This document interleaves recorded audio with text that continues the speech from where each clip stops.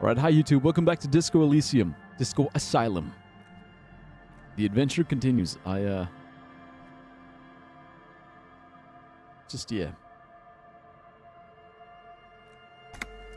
I've been enjoying this game.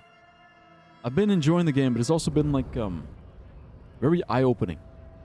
You know, seeing this man go through his problems reminds me of me going through my problems. Okay, but last time we were talking to this dude, and he told us to talk to this guy. What's his name? Measurehead? Wait, what's this? A notice. In case of strike, press button behind guard. A hermetically sealed door, locked by electronic means. There's no lockpicking or door, or there's no lockpicking or door kicking in this one. All right. Yeah, Measurehead. I'm sure he's a nice guy. Look, we gotta get to know him, okay? There's no looking monolithic. What's she talking about? No man matches Measurehead. Not soft and weak like other men. Of course, he's got all the fucking girls. Oh, Measurehead is a powerful man. Measurehead is law. Fucking simps. All right, Measurehead. Your body betrays your degeneracy. Your body betrays your degeneracy. Yeah, Measurehead. His body totally betrays his degeneracy. The young woman at the giant's side agrees. Goddamn fucking floozies. Yeah, whatever. Everything you say is right. Yeah, you're so right. So right. God damn it. Hey, say nothing. Size him up first. What do you mean my body betrays my degeneracy? You know what? Let's size him up first. We gotta be tough guys. Are you admiring my morphophysiology? My morphophysiology. A ripple of muscle passes underneath the skin. He lets you look. It must be frightening to stand in the shadow of this racial pinnacle. Racial pinnacle. Ham sandwich. You are not in danger because you are not a threat to me. Yeah, okay. This guy's high on his own supply. Puff out your chest. Still say nothing.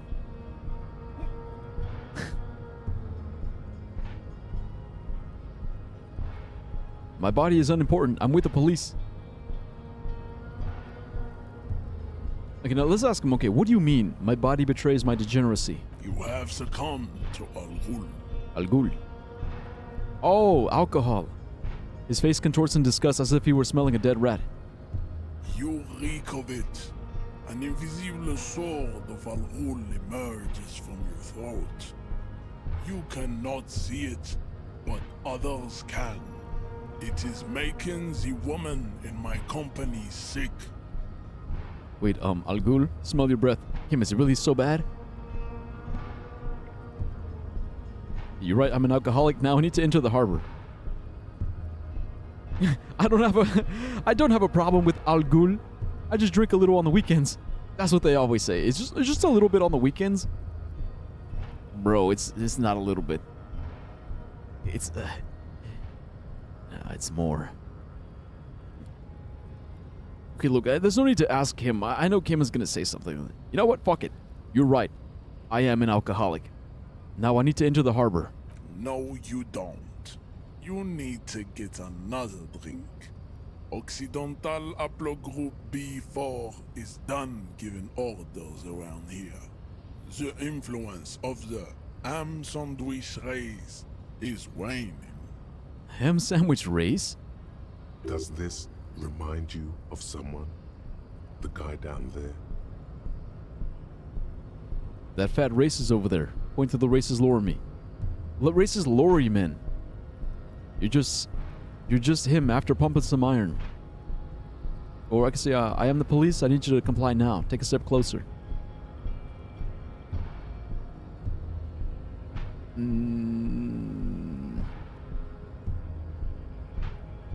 Look, we can get into...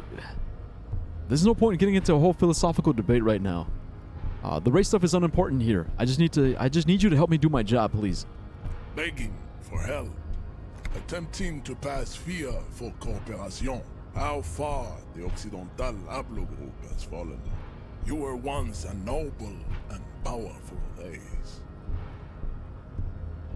You gave the world eugenics, electricity, and powerful weapons of war like missiles and aerostatic aircraft. You made great gains in metallurgy, race theory, and statecraft. See, this is why... bro. We also think Elysium is just the name of the world. Oh, I just read that. See, this is why I never understood about, like supremacists, right? Racial supremacists, they're always like, oh yeah, I did these things. I gave the world electricity and powerful weapons, and I gave them missiles and aerostatic aircraft. I did it. I gave them metallurgy. I gave them race theory. I gave them statecraft. They're always sucking their own fucking dick, but it's like, bro, you didn't do shit. You? It's like, you gotta take credit. Like, you're trying to take credit for, like, all these things? Bro, that wasn't us. That was our ancestors. And that's something that we created as humans. This is something like humans did. Humans did it for other humans. It wasn't like, oh, I did it for my race. You just pretending to talk smart? Yeah. So by him saying you gave the world eugenics, electricity, and powerful weapons, he's also saying me. Like, I did too. Because he's saying, oh, we're part of the same race. You dominated lesser cultures, like the deformed Hemians and the inexplicably potato-obsessed Khoikos. Potato-obsessed? Now your ascent to the genetic summit has halted. You are obsessed with sadness and with frivolous pop culture. You will be superseded. Isn't that right, babe? Isn't that right, babe? It is, baby, yeah. You know it. Alright, slut. There is a button right behind him, just out of reach. It must be the one that opens the door to the harbor. Yeah, you just need you to move, push him out of the way. You're right about all this. Now I just need you to let me go into the harbor. This is going nowhere. It's literally right there. Okay, let's see what happens if we do this. Come on, I just need you to move about 20 centimeters back. It is my task to keep the degenerate drunks from entering the harbor. Bro, if I push him, I'm dead. BRB? Alright, Ox.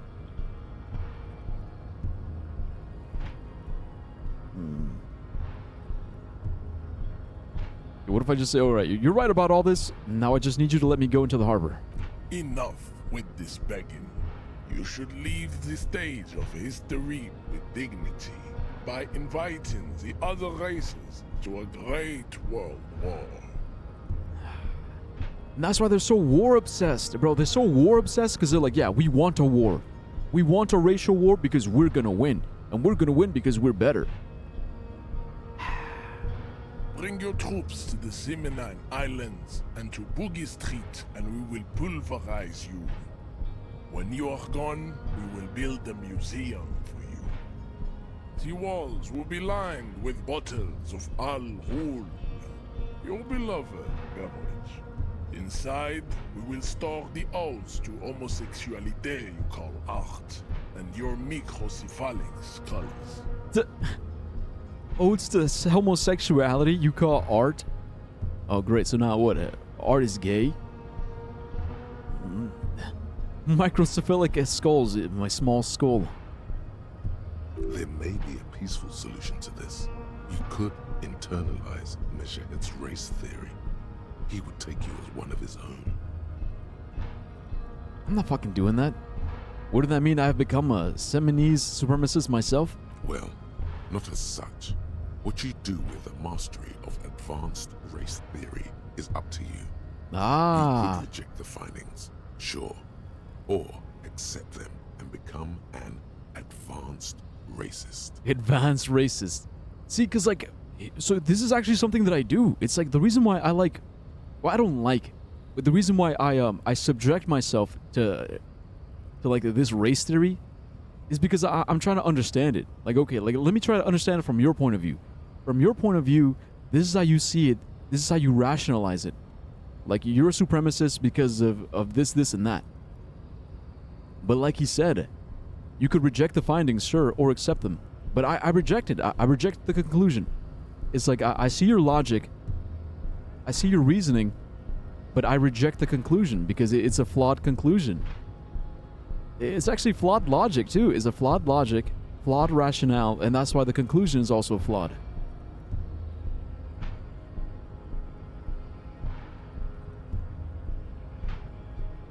Okay, so we could conceptualize it and then reject it, because ain't no way. Ain't no way I'm letting this fucking meathead make me a racist.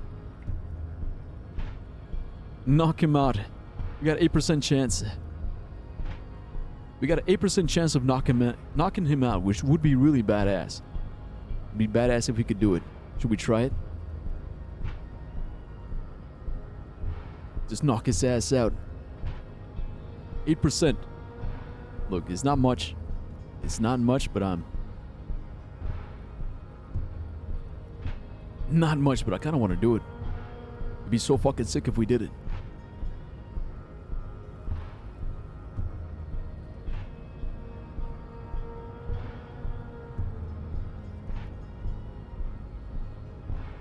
Nah, not today.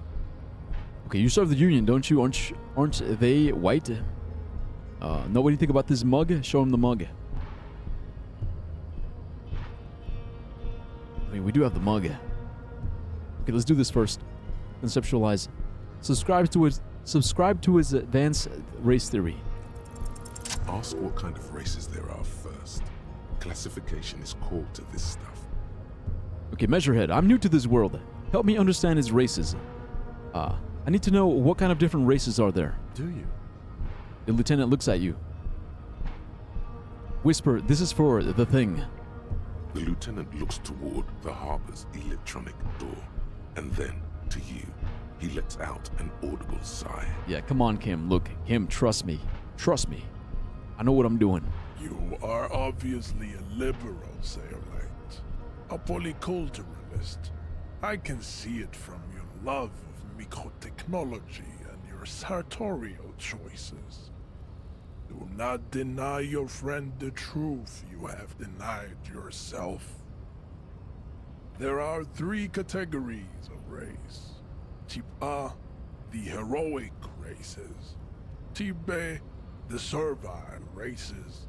And the vile CF race cauldron of pederasty. Which one do you need education on? Let's start at the bottom. The vile CF. Race cauldron of pederasty. Please. I knew you would go straight for the vile cauldron. Everyone does. You need to first learn about Type A and B to appreciate the depravity of the chimeric races. Chimeric? Yeah, I mean, otherwise. The woman twirls her it hair. won't make any sense. Yes, it would seem nonsensical. What? Great, so now you're gonna teach me how to learn about racism? Alright, fine. Type A. Those are the Simonese, the Areopagite, and the Occidentals, excluding the Maun, of course. The Maun are riddled with eczema to the point where they find it impossible to smile. They are all lactose intolerant, a common result of inbreeding. Great, so now, so eczema and lactose intolerant. Alright. A receding genetic pool has led the Maun on reprehensible street parades. In Maun cities like Stadskanal and Vredefort, wearing wooden clogs on their feet and little green tassels on their hats. So, okay. Who exactly are the Mon? You know them by the names of their nation states. The Oranese, Oranese. Gotwaldians, and the Königsteiners. Königsteiners. My people simply call them Maun. Oh, he's talking about, Oranese. The clogs. The clogs give it away. It's, people from, the Netherlands. Yeah, like Orange. Oranese. Königsteiners. King cups. 'Cause that's what a stein is, right? Like a king of the cup. Okay. Mahoon is a derogative term for first world people of Gotvaldian descent. They do not all have eczema. Also, people of Katla, like the Suru and the Uhu, are much more lactose intolerant. Yeah, that's the thing. Like how does eczema just make you like automatically less? And lactose intolerant, that just depends on your diet. Like that doesn't make you less or better than anybody. Okay, the wooden clogs though? In some municipalities of Oranje, people do wear shoes made of wood to street parades. Green, orange, and even yellow tassels have also been seen on hats. But it's just traditional wear. It's for fun. Like, how does that make you less? The Maun are proof that you can have too much Occidental racial purity and tassel-centric culture. Inbreathing has led to a lactose-intolerant subrace whom no one can take seriously. Okay. Colorful tassels are, let's be honest, not a good sartorial choice for this century. You might want to avoid wooden clogs too. Look, it's not my style. That doesn't mean... what? That doesn't mean they're bad. Okay, got it. Who are Type A, then, in your view? The Vespertines and Messenians of Vesper and Messina, the ancient Meteorans of Meteo by the golden Pisantic Sea, the Suren of Sur-la-Clé, and even the North Königsteiners, all have Type A race propensities. The other large Mondial civilization, the Mesk, are too yellow and oleaginous to count as a heroic race. True, they are violent and expansionist, but they have a glandular problem. He draws a finger across his face. Glandular problem? Wait, you're saying they're fat? Overproduction of sebum. Sebum is leaking into their brains, making them listen to El Mariachi Oi. music and eat toxic minced meat-based food, which in turn only produces more sebum. Oi, wait a minute. Wait. The Mesk? Wait, are the Mesk Mexicans? Mariachi music? What, meat? Meat makes you fat? Wait, he's talking about me now. Ah, shit. Okay. Alright, bro. Okay, and who are the Seminese and Areopagites in this? As proven by the Maun and the Mesk, Occidental Type A is in retrograde. The Seminese and the Areopagite are on the ascent. Okay, proven by the Mon and the Mesk. I guess that's me. I'm part of the Mesk. Okay, but he's saying Occidental Type A is in retrograde. That means that there's less of those. So the Seminese and the Areopagite are on the ascent. Wait a minute, but so are the Seminese? Hi, what's up, Mr. Potatoes? Okay, wait. But I thought the Seminese were part of Type A. Yeah, but what's up, Mr. Potatoes? We're learning about racism. No, according to Measurehead.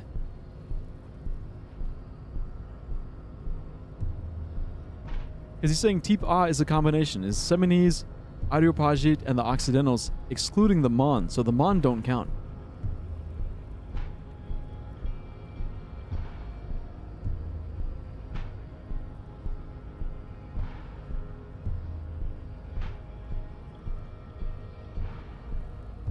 So then he says the Vespertines and the Messenians of Vesper and Messina. Okay, look, he's using a lot of names. So he's saying they all have type A race propensities. Okay, Vespertines. He's saying the other large mondial civilization, the Mesk, are too yellow. What the fuck is oleaginous? Oleaginous? Hi, good. How about you? I'm confused. Look, I'm confused. He's using a lot of different words. But I'm gonna figure this out. But he says they're too yellow and fat. They listen to mariachi music. And I guess the meat-based food that makes them even more fat. Oh, no, he's saying the sebum. The sebum leaks into their brain. Makes them listen to mariachi music. Okay, let's, so the Seminese are... The indigenous people of this, the Insulindian archipelago. The Simonese inhabit the southern islands. I am Simonese, from the stock of Ulembuir on Ile de Fantôme. Yeah, I agree. Meat is tasty. I love meat. Some tasty meat? Hell yeah. Like, how can you say no to tasty meat? How much racism does this game have? That's a good question. I don't know. I don't think it's a lot. I think it's just like some people. Like, certain characters are going to be racist. Okay, so he's very proud. It's like, I'm Simonese. From the stock of Ulenbur on Ile du Fantôme. Okay. What about the Areopagites? The Areopagites are Pagites. the master race of the Ile Maran deserts. The Simonese are descendants of the Areopagites. We came here during a heroic migration from Ile Maran to Ansuland. Thousands of years before the lactose-intolerant Marne Occidentals discovered this place. BRB? Alright, potatoes. Okay, so descendants. Okay, so the Areopagites were the originals. They migrated, and the Seminese were born. Like, does he not see? Does he not understand? Like, okay, well, the Seminese are different from the Areopagites they're different, but they... Wait. So what's the difference between the Seminese and the Areopagites? The Areopagites are sleek, long-headed. The Simonese are powerful, mesomorphic. The former is an immutable progenitor, unchanged since the Super Isola of Pericarnassus.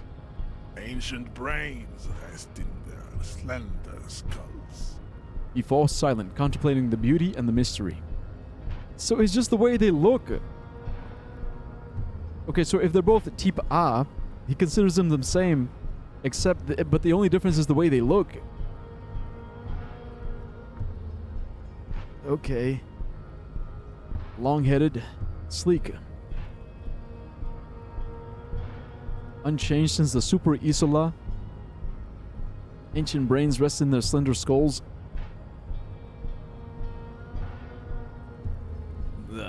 The latter is perfected in adapting.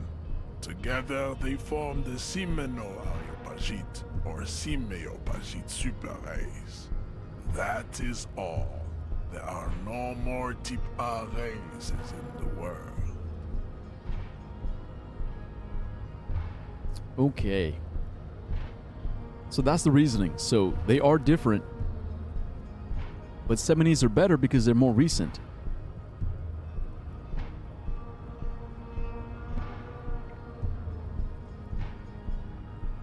Is he saying they're perfected? The latter. When he means the latter, he means the Seminese. So the Areopagites are the progenitor. Unchanged.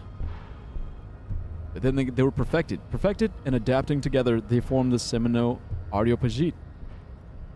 And that's all the type A's.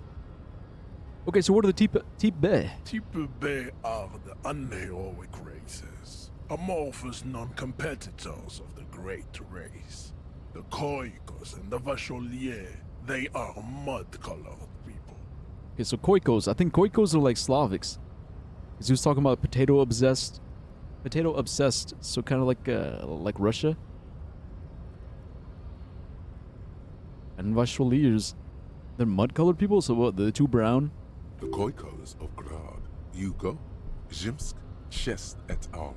Are what you would call white officer in a suspect description. Okay, so they're considered white, but I guess for him, they're type A or type B. You said Khoikos. I've been training to identify them as white in official descriptions. Yes. To an untrained eye, the Khoiko appear white and pinkish, like a ham sandwich. Ham sandwich. But look into their eyes and you will see. He squints. They are of an indistinct color, and so is their skin. Unhealthy, muddy, and ashen. Bro, this is advanced racism. He's like, actually, yeah, they have white skin, but their eyes are weird. Their eyes are weird, indistinct color. Indistinct, you don't know. Like, are they blue? Are they green? Are they gray? Indistinct. Their skin is unhealthy, muddy, and ashen. Pinkness is a racial quality that has to be earned through centuries of advanced ballistic warfare and cultural domination that the Grad people have undergone for drinking Al Ghul and Ghul. smoking the degenerate tobacco herb, Tabak. and for eating potato. Okay, so they're no longer white because alcohol, tobacco, and potatoes. So that's what makes them tip B. The Khoikhoi, the countless micronationalities of Grad, are all inexplicably obsessed with Podat. The only thing they like more is dividing into microscopic ethnostates, like political amoeba. Political amoeba. Wouldn't he be one for ethnostates? Good question. You don't like ethnostates? They are microscopic. The seminal Areopagite superstate will cover the entire remaining planetary crust, uninterrupted. From Holy Semenine to the Boreal Plateau of Katla. Got it. So it's like they're small. The problem is that they're small ethnostates. And he's going to be part of the big ethnostate. Its leaders will be the genetic epitome of the Simonese and Areopagite stock, elected by nature, not the base inner spoilage called demos. Okay. And the Vasholiers you mentioned. The Vasholians, halfway between Type A and the Racial called two makes to know right from wrong. You tried your degenerate little revolution, which was the single greatest failure committed by humans in our 82,000-year history on this planet. Okay, so that's us. We're the Revacholians.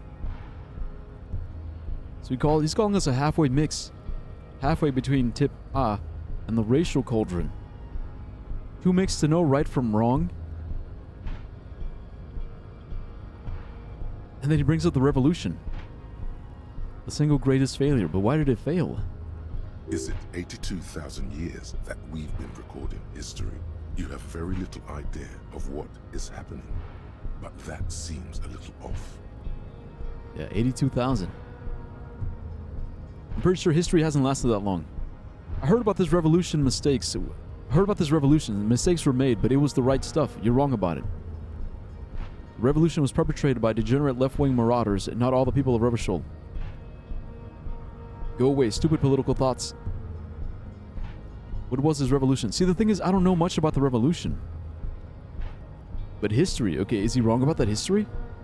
Let's see what he says. Okay, I'm pretty sure history hasn't lasted that long. The mysteries of the people of this planet are Welcome a back. tragedy that has played out countless times over, like a fever dream of skin, hair, and bone. Wake up, naive Chespius.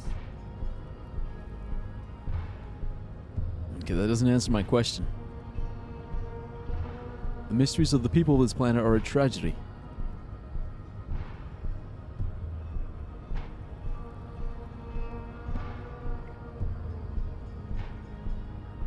Okay, I want to know more about the revolution from his point of view. Because I've heard about it, but I don't know. Okay, what was this revolution?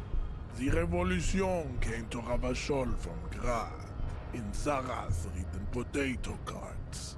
It is literally an illness, a prion disease that leaves the parietal and frontal lobe ridden with holes. A soft, sponge-like mass of dementia, hallucination, and paranoia. Okay.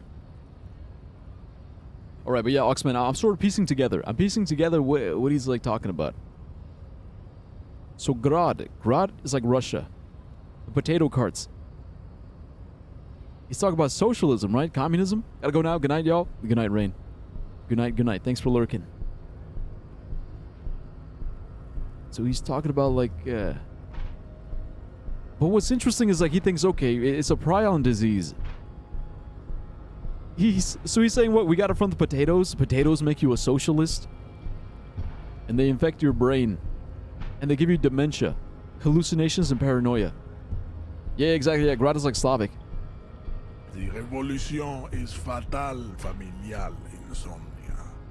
A hereditary prion condition passed from the koi-coated occidentals. But not sexually. Not sexually. Trade roots and potate acid, the prime component of the potato plant.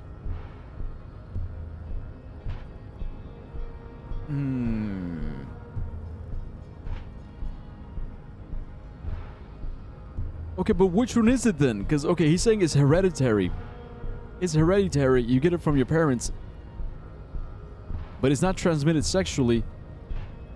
But you can get it from eating potatoes. I think he has some sort of prion disease. Yeah, like none of this is scientific. It's not scientific at all. Okay, so let's say hypothetically.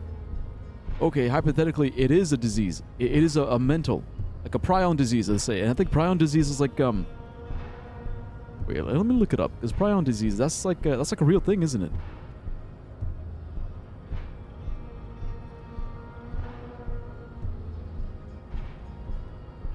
Yeah, it's like a brain disease. Yeah, so it's like a disease that affects your brain.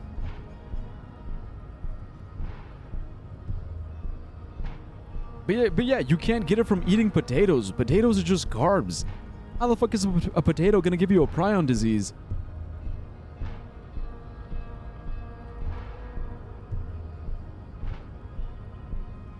Okay.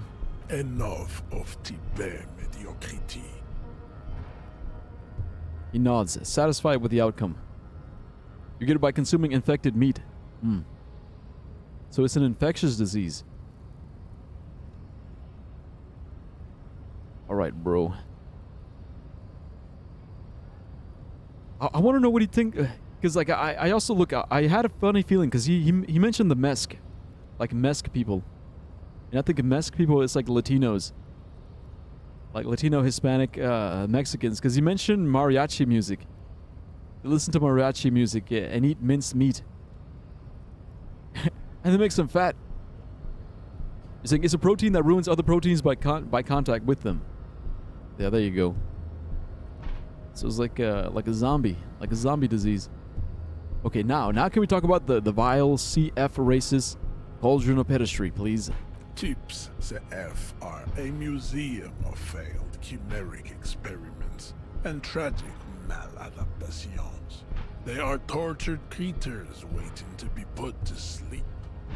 Your morbid interest in them worries me. Morbid interest? But he calls them chimeric experiments because they're mixed.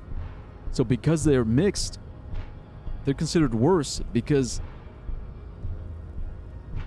Okay, let's see what he says, because I think I know what he's saying. Lesser races like the mosquito, a grotesque mixture of a Mesk woman and a Semenese man.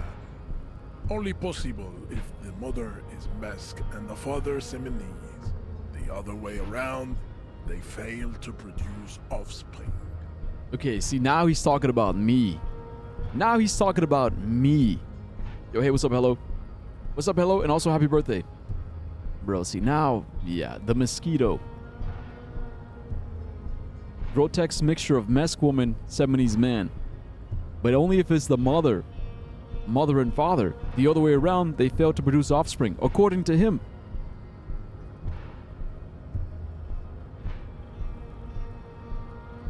Shaking my head.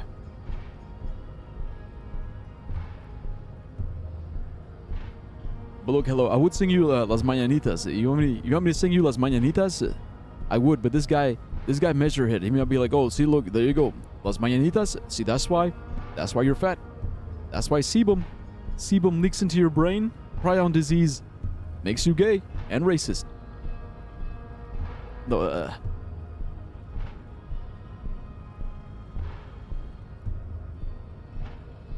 So what do you think? What do you think, Hello? Should we sing Las Mañanitas or not? But it is interesting that this is true. They used to make that distinction. They'd be like, okay, if your mom is indigenous and your father is European, well then this is your classification. But if it's the other way around, well then you get this other classification, like it's different. And then if you have like an African mother and like an indigenous father, well then you get this classification. But if you're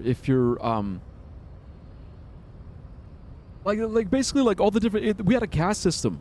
Like Mexico back in the colonial era had such a like an intricate caste system, but then over the years they become like there was so much inbreeding that like all of it just like became like jumbled, and it all became mixed. Like it became impossible to keep up with. Like at some point we all just became, all of us all together, just Mexicans. But there is that colorism. There's like, okay, well, you're darker, so obviously you have African descendants. And you're lighter, so obviously you have European descendants. But we're all part of the same family. We're like genetically all related to one another. It's like, that's literally my cousin. We have the same grandma. Or it'll be like, this is literally my brother. My brother is light skinned. I'm a bit darker, but we have the same two parents.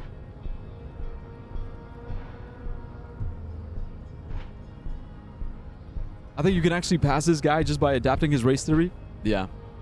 They told us already. By adopting it, but not accepting it. Like learning about it, but not accepting it. Like we don't actually have to become racist, but as long as we understand it, he'll let us through. The mosquito is born sterile, like a donkey. Not true. All they have left is to ride customized motor carriages with hydraulic suspension. Oh my god. Listening to aggressive El Mariachi music to vent their impotent despair. He's talking about lowriders, motor carriages with hydraulic suspension. The lowrider trend.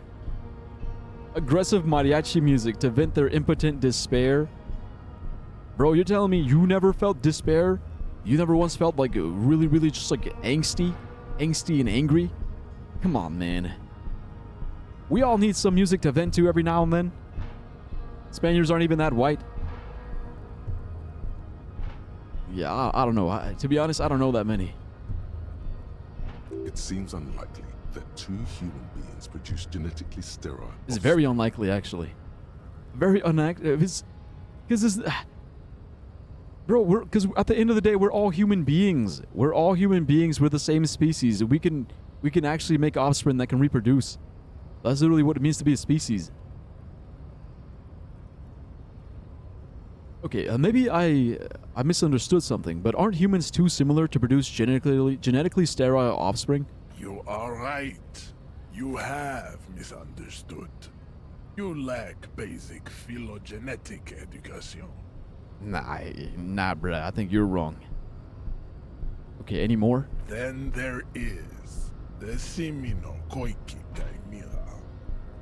Are you sure you wish to know of the Simino Koiki Chimera? It is not an aesthetic site. I want to genetically grow my offspring. Genetically grow them? Yeah, but hey, what's up, famished? Okay, grow them how? Like in a lab? In a farm? To be a species, two members must be able to produce fertile offspring. Yeah, literally. Like, what he's saying is just categorically false. There is no God, so I gotta step in. Yeah. In a lab, yeah. Oh, famished, I gotta help you? Oh, you mean with math? Okay, so Semino Koikik. So it's like, Koikik is what he calls the Slavic people. Okay, yeah, tell me. The Koiko, as you know, are very servile, especially when they meet the rich man. Racial scientists have toyed with the idea of crossing the Simonese with the Koiko to produce a super worker of Simonese strength and grazie, Ability. Okay. This will never happen. The Simonese and the Koiko may have similar interbreeding problems as the mosquito. We will never know precisely. No Simonese man could maintain an erection in the suffocating potato stench of a Koiko woman or Koika. Bro, what is his reasoning? So it'll never happen because a Simonese man can't maintain an erection because a Koika because she smells too much like a potato? What? Sorry, baby, you smell like potatoes. I can't fuck you. My dick literally went soft when I smelled you. You smell like potatoes.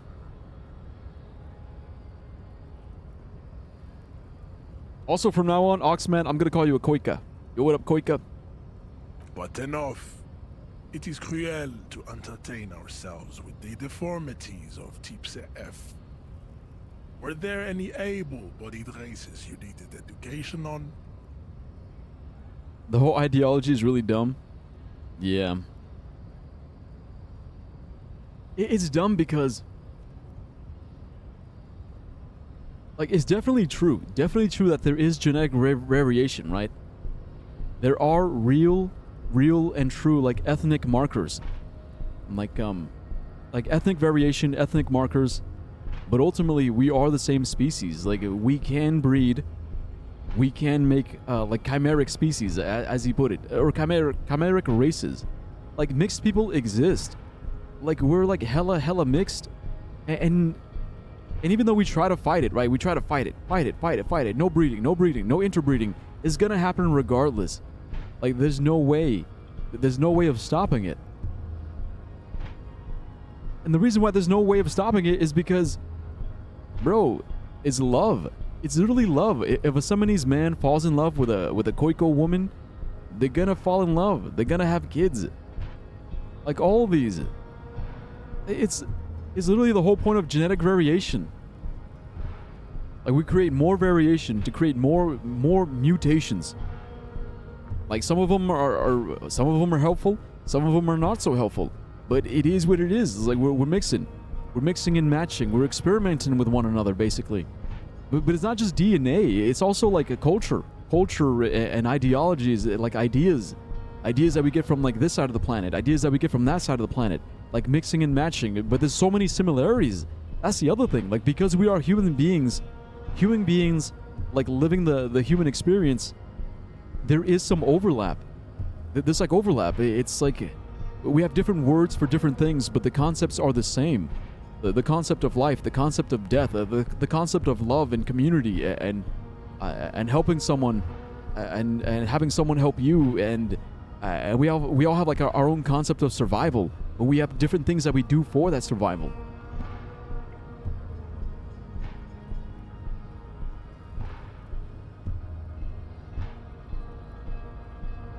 It's just weird. It's weird that he kind of has like the right idea, like saying, okay, well, you know, you got these people and you got those people and this culture and that culture.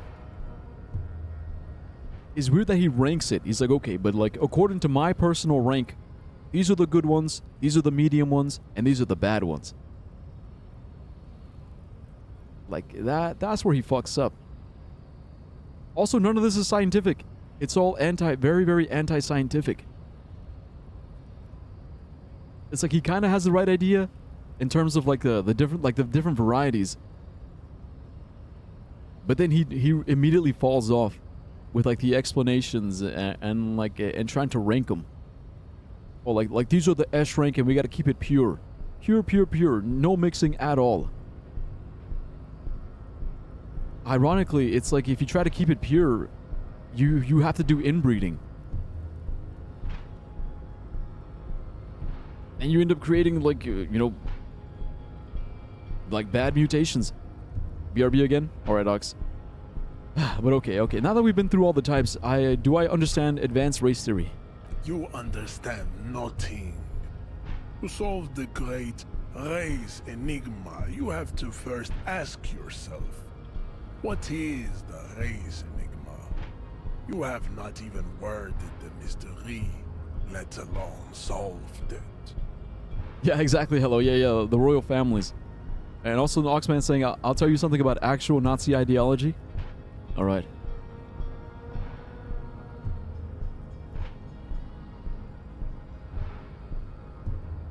All right. So what is he? Wait, what's he saying? What is the race enigma? You have not even worded the mystery, let alone solved it.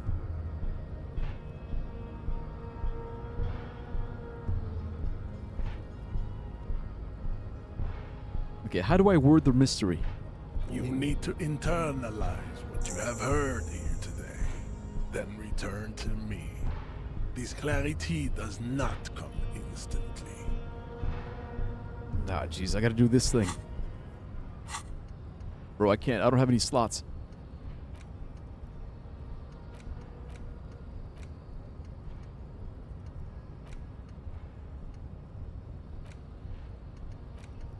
Yeah, there we go. Advanced race theory.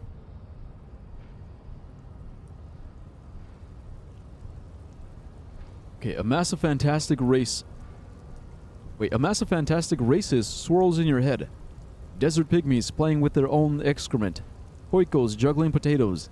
Eczema-ridden Mons grinning and dancing on wooden clogs. Everyone is there, the whole race gang. Plus some that you may have come up with yourself. The thieving subkits. The Seolite cast of fortunates hatching some kind of scheme. In the eye of the race Imperion, a vertigo reaching up to the heavens. You sense something drawing nearer, nearer. Okay, look, I gotta unlock a slot to internalize advanced race theory. Okay. Let's discuss something else. I cannot possibly imagine what else we have to discuss, Tibere Vasholian. Your love for disco music and venereal disease? Hey, look, I like disco music, but venereal disease? No, stay away from those. Those are bad. I'm just gonna knock him out. Okay, wait. I really want to knock him out, but nah. Let's gonna make a separate save file. You gotta be smart about this. Okay, so what are those tattoos of yours supposed to mean? Racists are generally not very good examples of their race. He gestures towards the lorryman down the street. Welcome to Revachol. You hear him yell at a redhead woman visiting the fritter nearby. He must think redheads are immigrants. He thinks redheads are immigrants. Oh my god. I am not like them. I am craniometric perfection. I have taken the trouble to permanently draw a phrenologic grid on my skull and features. This should dispel any doubt. So that's what it is. He drew these tattoos to measure. So people are like, look at my proportions. Look at my proportions. My proportions are perfect, as you can see from my tattoos. The drawings are precise and look true to their pseudo-scientific ambitions. One thing, however, it is not entirely free of throwbacks in the phylogenetic tree. His large jaw, for example, could be a trait indicative of criminalism. Also, his earlobes could be smaller. Okay. Large jaw means criminal. Earlobes could be smaller.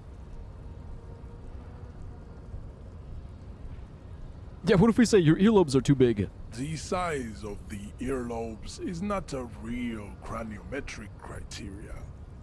Everyone knows this. Oh, how convenient. Oh, convenient. Yeah. So the size of your ears don't matter. Your earlobes are flawless, Jean-Luc. His name is Jean-Luc. Yes. Yeah, the man falls silent, his face motionless. All right, okay, are you sure? I mean, that jaw is clearly an atavistic stigmata. That atavistic stigmata makes pussy say yes, plenty. Okay, so your girlfriend likes it. Babe, thanks. But I got this. The tattoos on his stone face briefly form a smile.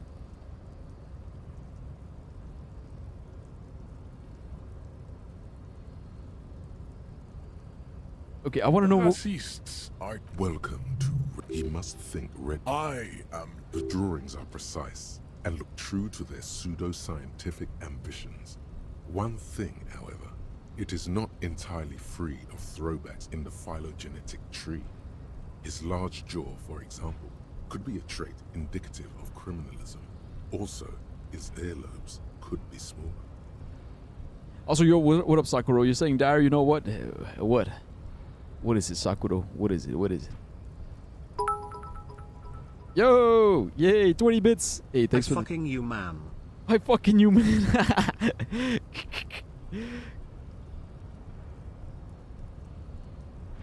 Right,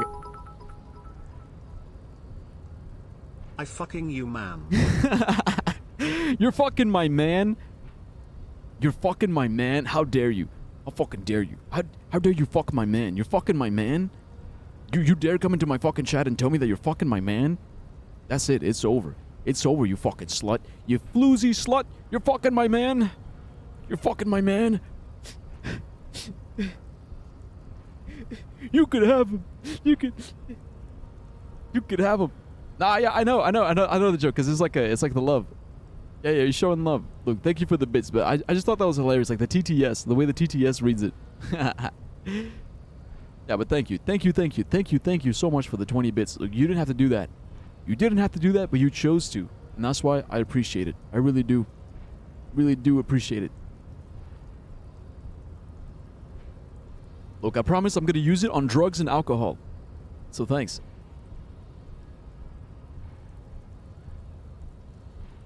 Okay, that was a joke. I'm not actually. But I came back to this because I want to ask him about yeah, because what if we do this? What if I say, you sure I'm not craniometrically superior to you? You exhibit forward projection of the jaw, indicative of schizophrenia and sexual inaccountability. From a purely aesthetic standpoint, the dimple in your jaw makes you look like a baby. Like a baby? This is not craniometry, just an observation. Okay, that's weird. So my jaw being projected means schizophrenia?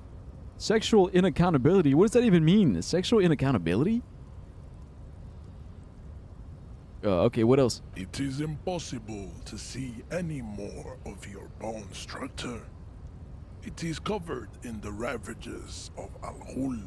From what remain of your features, I can see fleshy lips, baldness of the head, and long arms relative to lower limbs. Oh, okay. This leads me to conclude you are not a police officer. You are a common criminal, an offspring of murderers and sailors from Sur-la-Clé and Vesper, and possibly even the degenerate sheep herders of Ubi. Okay. Interesting. So one of my ancestors was Sur-la-Clef and the other Vesper? Your racial heritage is uninteresting. It is the same as all Rivasholians. Your parents and their parents made the decision to reproduce while under the influence of Al-Ghul. That is the only reason you are here. Interesting. Okay. We can still knock him out. Look at this. Look at haha. 17%. We have a 17% of knocking him out. It would save me a lot of time, because if I have to internalize advanced race theory, how long is that going to take me? An hour and 40 minutes. Also, I don't have enough slots. I want to save my slots for some good shit, okay? Not just fucking race theory. Okay, we bested him in craniometrics, though.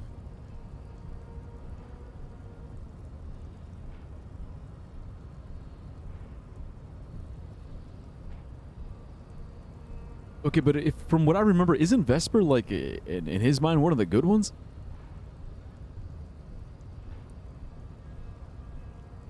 But then he said I'm Revacholian, so, you know, I'm a mix. I'm a type B. I'm a type B. Okay, I'm gonna show him the mug. Okay, you know anything about this mug? He does not so much as glance at the object. This your kind of thing? Stop showing me your pathetic cup. I have no interest in it. Okay. He had nothing to do with it. Okay, I guess he didn't like the cup. Alright, let's get over that funky race classification. Oh, let's go over? Nah, I think we had enough.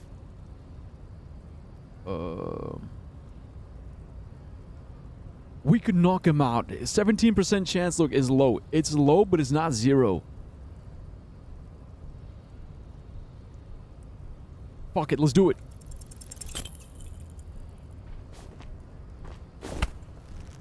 Come on. Come on. How did this Fuck! happen? Your little fist is in his giant hand, and he's squeezing it. It hurts. Bro, your other hand is free. Come on, come on, come on. Punch him with the other hand. Kick him in the balls. Bro, come on. You must be out of your mind, degenerate drunk. Say it. I am a degenerate alcoholic. Fuck you. Your fist cracks in his hand like a round apple. Pain shoots up into your brain as he's twisting it more and more. The words to the song have changed.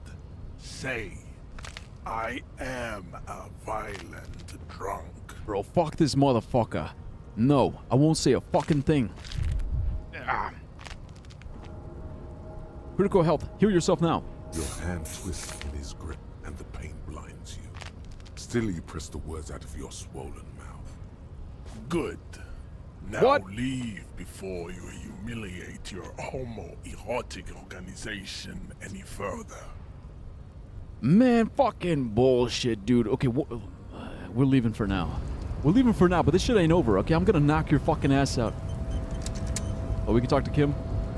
Alright, Kim. I'd appreciate it if you didn't force us into situations where I may have to shoot random civilians, because that won't get us anywhere.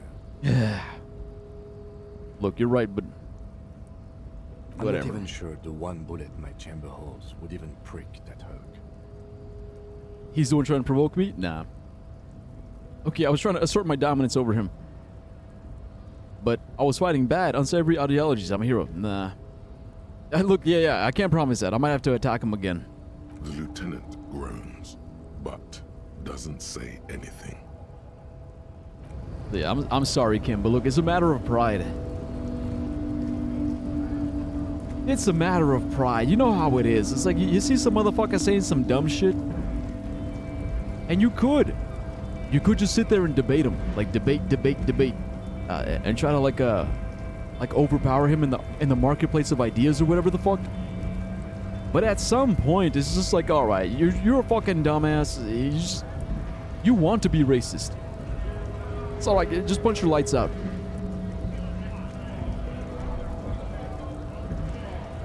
Let's see what this guy's doing.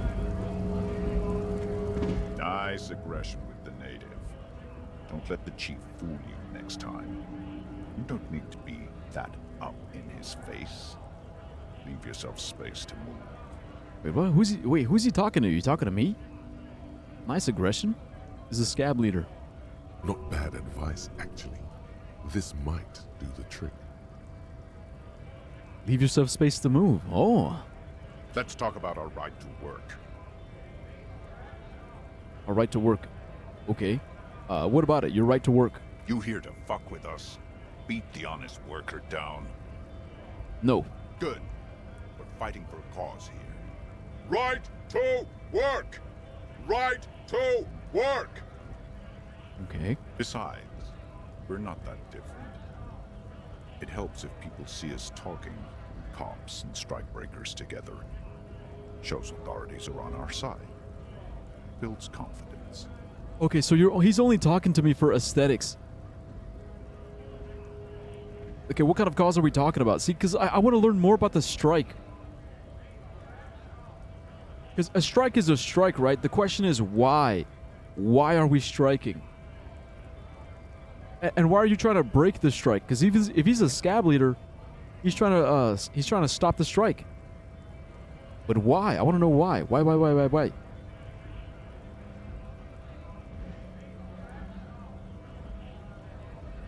Yeah, because I don't think I've chosen any sides yet. Might be time.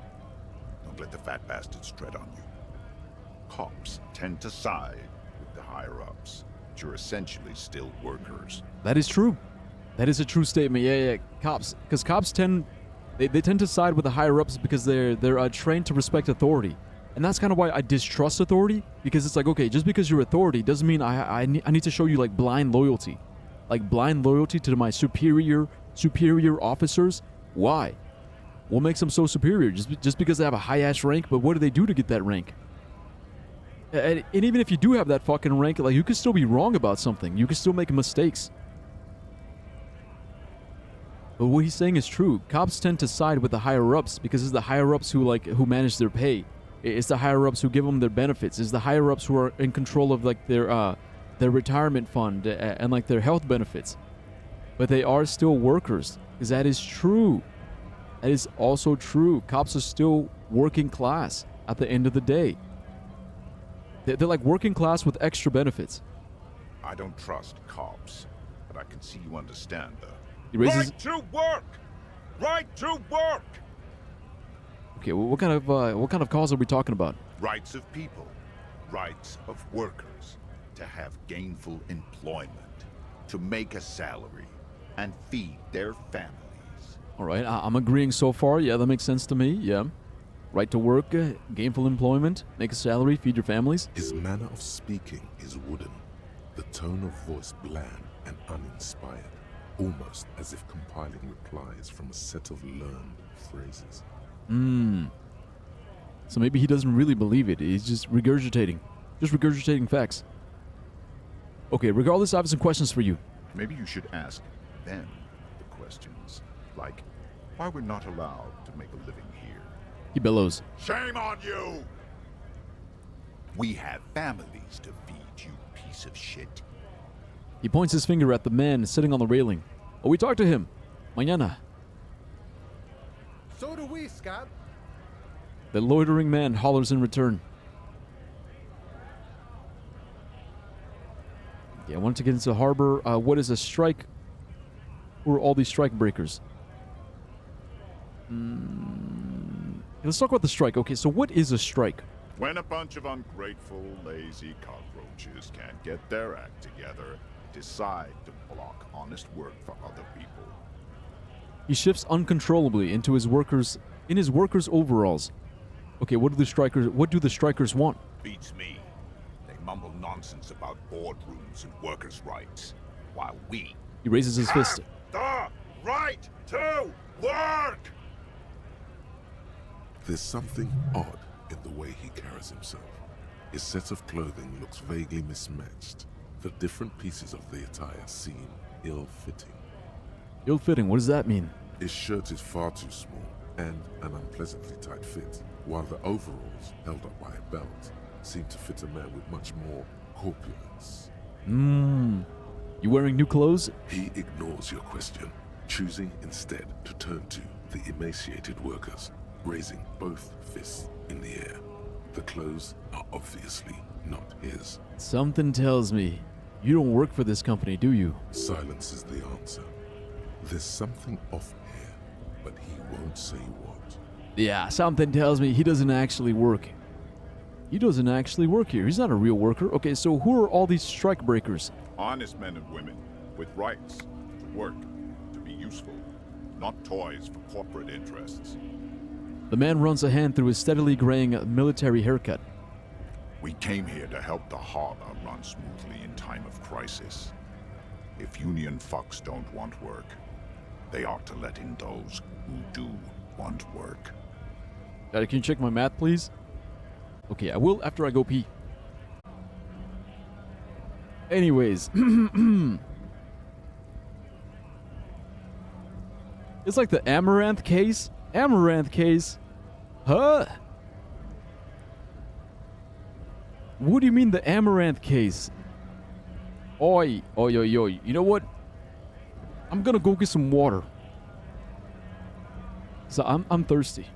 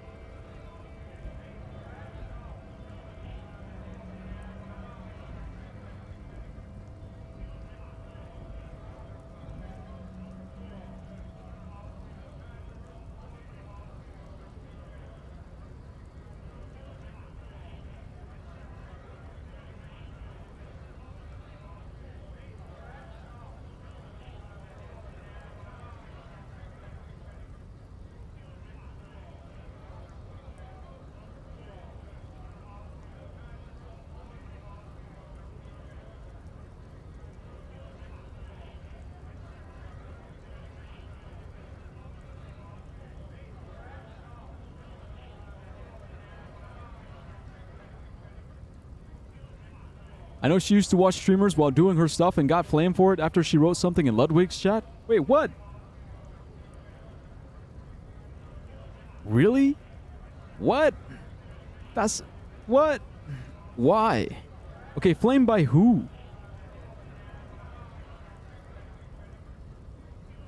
Because god damn, bro. You know what? I don't give a fuck.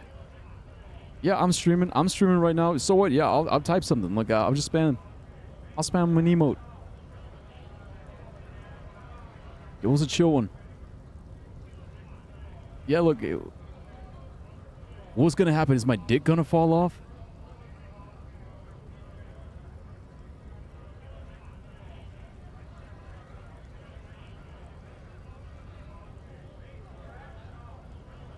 Look, there we go. No one gives a fuck.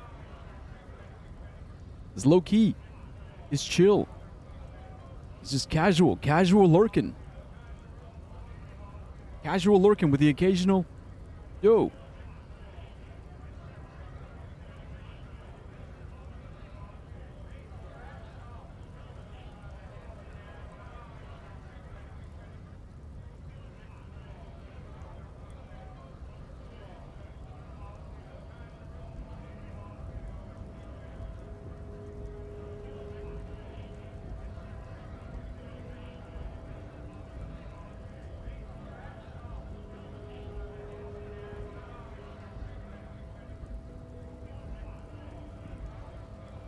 Honestly, I feel like everybody does it though. Everyone watches streamers.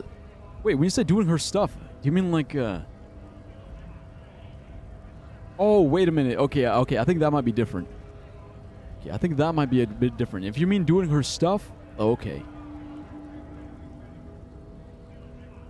Okay, I get it. Okay, yeah, maybe that is a bit different. But anyways. Okay, hi YouTube, welcome back. Look, we had to take a little break. Anyways, we came here to help the harbor run smoothly in time of crises. If Union Fox don't want work, they ought to let in those who do want work. I have a question. Why do all these men follow your leadership? You think they follow because I'm big and loud? No. They follow the rules of the market, the rules of the economy, because they were given a job to do! You've been talking to him for quite a while now. Something is off with this guy. Ask him where he's from. Ask him where he's from. I gotta ask, where are you from exactly? What's it to you? Deep-set suspicion drips from every syllable.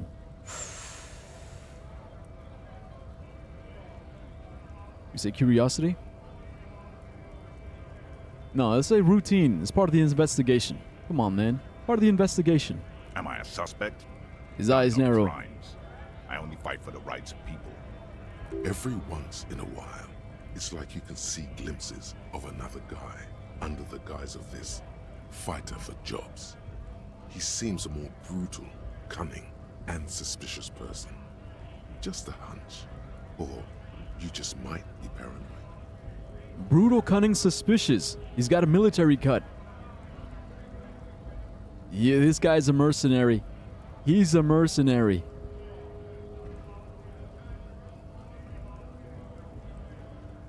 Already got that. I'm interested in your background. We're all workers, right? Workers stick together. Came from the eminent domain, in Jamrock. Backgrounds in odd jobs, heavy lifting, cargo hauling, bouncer work. I know the drill.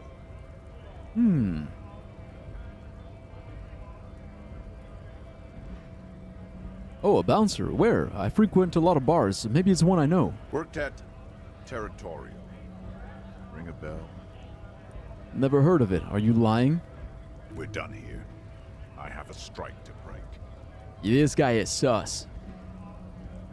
Yeah, he ain't no bouncer. He ain't no bouncer at any bar I've been to. And I've been to a lot of bars. I've been to a lot of bars. You know, honestly, we should get some meds. I'm fucking dying, Kim. I'm dying.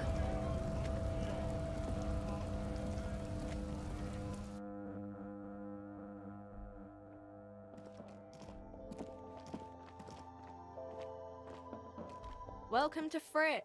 Feel free to look around or something. Everything is out on the shelves. She returns to her magazine. What's that magazine she's reading? Before we go on, what is this Frit? I don't know. Frit? She shrugs. And what is Frit? A 7 to 11 grocery store. Why is it written with 3 T's? I think they think that the extra T makes it funkier. It doesn't. She chews on her gum with disgust. The story goes that normal Fritta, with 2 T's, a men's workwear shop in Vredefort, was already taken. Ah. So when Fritta Retail Inc. grew into a multinational corporation, they had to add an extra letter to avoid trademark infringement. Right, what magazine are you reading? You mean this? She looks at the cover, boasting a colorful photo of 2 girls kissing. This is Pop Stars. It's got, like, famous people in it. Famous It's people? not for sale. Not for sale? Wait. Oh, so it's her personal copy. It's just like the racist guy said. Pop culture, gay, art. Looks like it also has something called Police de la Mode, featured on page 34. This speaks to you. Stupid famous people. I approve of this. Very futuristic. Tap on the girls kissing. Forget about all that. What is this fashion police feature? Point at the cover. Yeah. So what's this fashion police? It's where they rate different outfits famous people wear. It's kind of funny. They're kind of mean. It's about who's the most stylish. She stops to think. Who's the numero uno guy in there right now? And does he look like this? Point to yourself. Point to her hat. I bet your hat would take the prize. So who's the most stylish there? It can't be anyone from here. Benita. She's a model. Usually it's a model. Or a singer-songwriter. Or a model. We are not the fashion police. The lieutenant looks We're at the you. real police. Yeah, let's proceed. I have some questions for you. Okay. I'm not really supposed to be chatting to anyone, but... She puts down the magazine. Can you tell me anything about the dead body? I don't really know anything. I mean, I know it's there, but I haven't seen it, so... Did you know the man who died? Not really. Not really. Does it mean you knew him a little? No. I didn't know him at all. Okay, how long has it been there? I don't know, really long. What do you think happened? I don't know. Oh my god. No need to worry. It's just standard procedure for us to ask around. If you hear anything, let us know, okay? Okay. Thank you for your help. Uh-huh. Can you tell me anything? Tell me anything about this reality we're in. Reality? You mean, what reality? economic reality, or... She is like a student unexpectedly called upon by a teacher. Can she answer the classroom question? No, I think that's honestly, I think that's a valid question. What reality? Like the reality from an economic standpoint, from a pop culture standpoint, from a political standpoint, like a reality from like the working class reality, middle class reality, and a blue blood reality. I feel like that's a valid question. All right.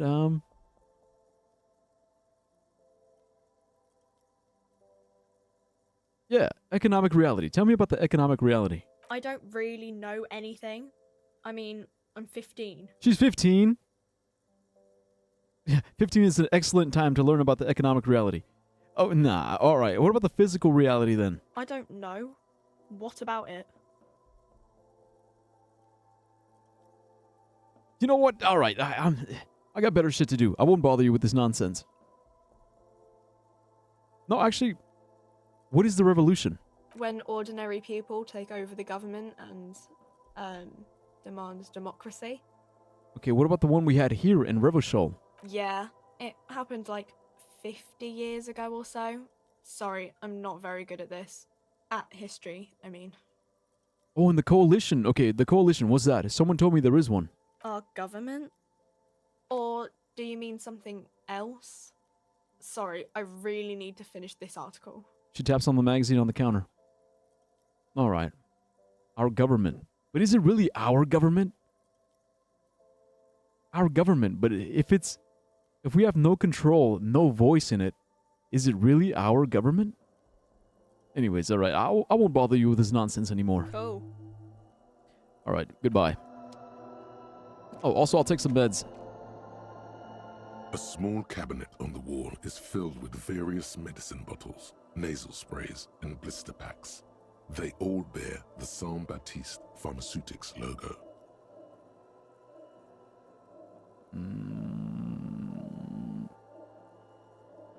Okay, look, our morale is fine. We need some actual health. Okay, here. I hope Saint Baptiste makes you feel better or something. Yeah, I'll take one more. Okay, here. I hope Saint Baptiste makes you feel better or something. You said that already. You're an NPC.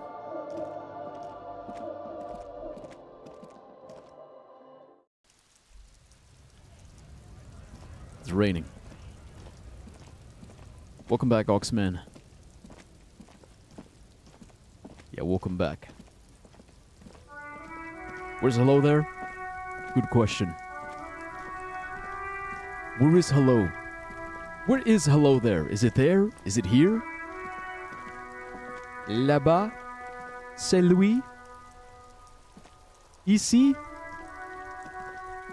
Where is it? Where are the hellos? Is it low? Is it high? High and low? High low? Hello? There?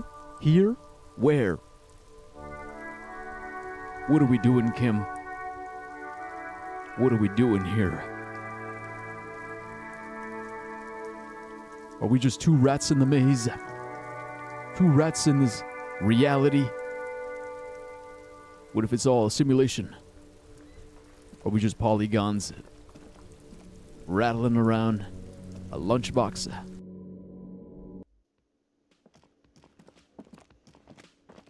Okay, I'm waiting for this shit to open.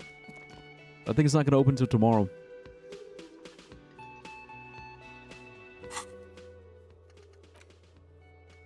Okay, we got the ammonia, so we can go inspect the body some more. Erase Enigma. We could do that, or I could just, like, try to beat his ass again. I'd rather try to beat his ass again. I think it's funnier.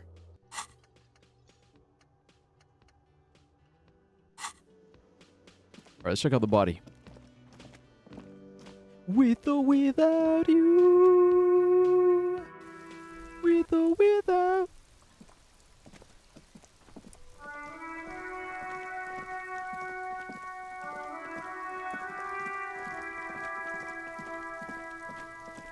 Right, Kuno's still out here. There he still is, looking right through you with his white eyes. The body below is entirely dedicated to that corpse smell. Emitting it is all it does now. Bro, it's still 8%, even with the ammonia.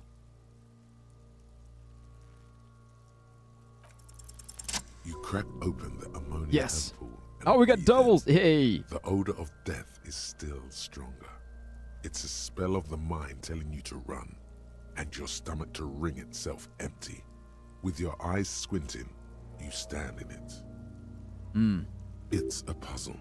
What's hanging in front of you is a puzzle of decaying flesh, tattoos, and tendons. Tattoos. Do they always do that? They do after 7 days, yes. We are deep in decomposition here. Step closer. The man before you is naked, but for a pair of underpants and enamel boots. His skin is greenish, marbled with decaying veins and blotched by lividity. A fading web of tattoos covers his chest and shoulders. The cargo belt used to fasten him to the branch above appears industrial in strength. Yeah, I was wondering about the boots. So they're enamel boots. Let's check those first. The material appears to be ceramic. Its clean white stands in stark contrast to the decaying flesh above the knee. The man wore thick polymer socks, probably for padding. A fine array of interlocking plates covers them. Delicate and fragile, they feel alien to the world around you, out of place somehow. These are clearly not boots. They're armor, possibly part of a larger set. These aren't just boots, are they? They're armor. Indeed. Technically speaking, these are sabatons, not boots. Did he say subatons? Subatons? Oh, the lieutenant uses a memo technique A6. That's not just any notebook. It's a classic. Forget about the notebook. Tell me about the armor. It's clearly some manner of super armor. Or future armor. Super future armor. I'm useless. You don't know shit about this? Okay, what kind of armor is this exactly? Ceramic plate. Zirconium dioxide, most likely. This is where the make would be. Wait, the make? Like the company? Where? Under the hill. Fair weather.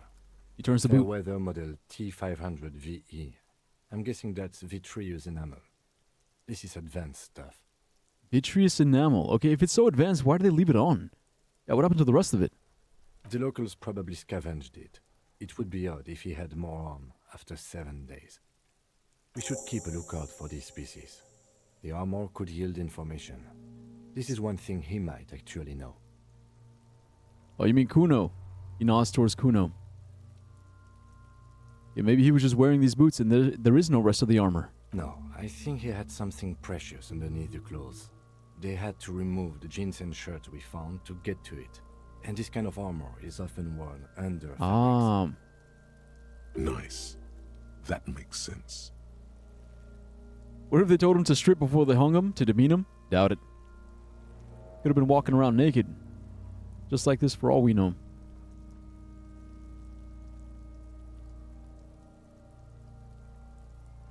Or maybe. Yeah, what if they told him to strip before they hung him, to demean him? They usually hang them completely naked for that. La puta madre, the Mazda, the Besmerties and the like. This one still has his underpants. Fucking talking about underpants. Shut the fuck up, Kuno. Clearly, Kuno would like to interject something here, but there's not enough for him to hold on to. The material looks out of place. Knock on the boot. Pull the boot off.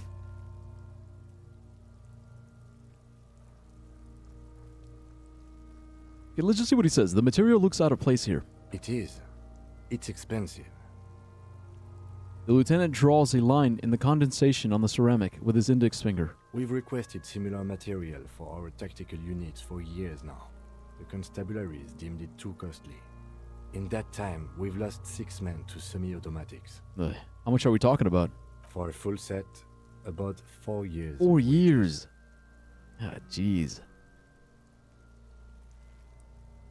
Bro, if you consider a year's wage is like, I don't know, like 50. 50K. 4 years would be, what, 200? Yeah, 200,000. Almost a quarter of a million. For the northwest region of Revachol, Oh, here we go. an officer's average yearly income is 5,500 real, unadjusted for rank. Yeah, so that times 20. That's a lot. Also, that's how much my yearly pay is 5,000 real. Not too much, yes. Ah, jeez. Sounds puny. No wonder I can't pay my hostel bill. It's a sorry situation, I agree.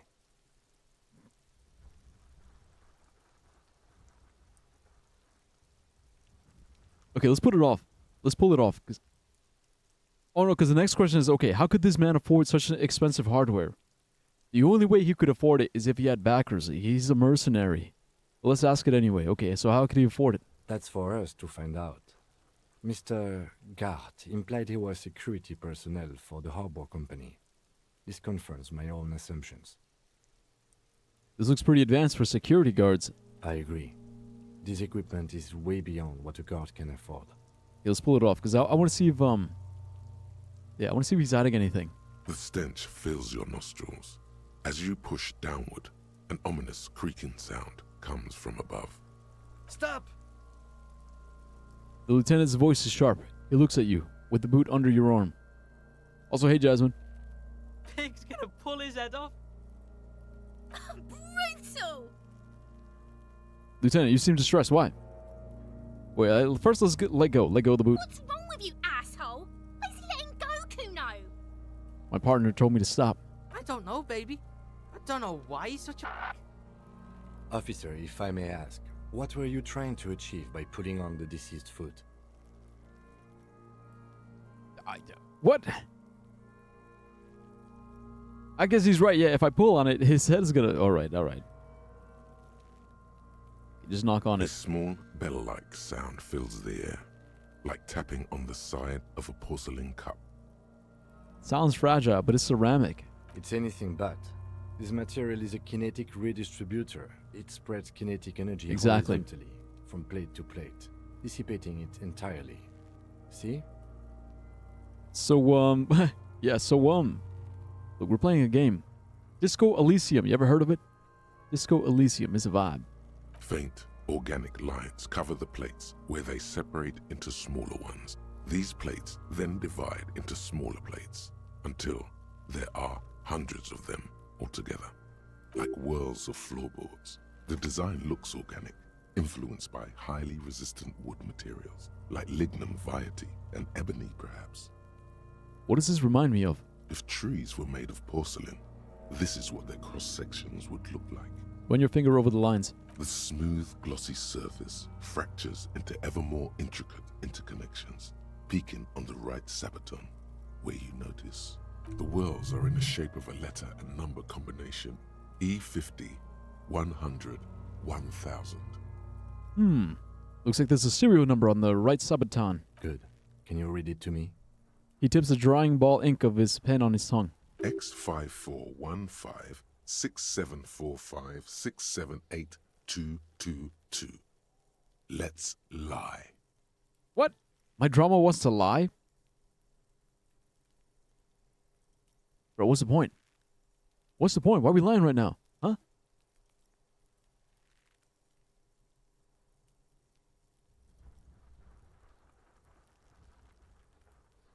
Alright, why not? Let's go.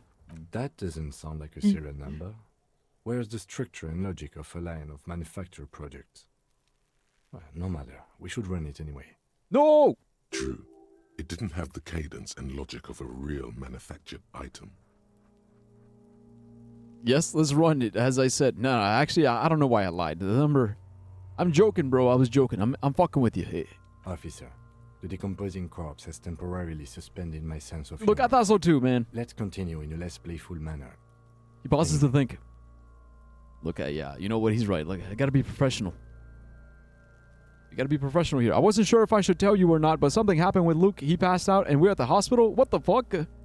Ah, jeez.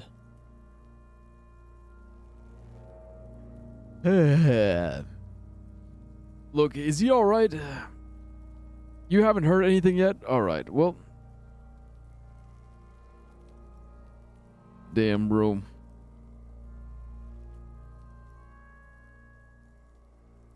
Look, I hope he's alright. Look, if you don't know anything, I don't know anything either. Look, yeah. Look, whatever it is, hope he's alright. That's all we can do. All we gotta do is wait. We have a make and a number. That's something. We can use the radio in my kinema when we're done. Either station can chase it for us. Yeah, look, thanks for telling us, Jasmine. Thanks.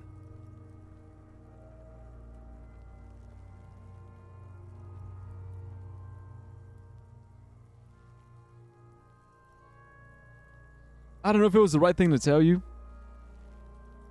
Was it?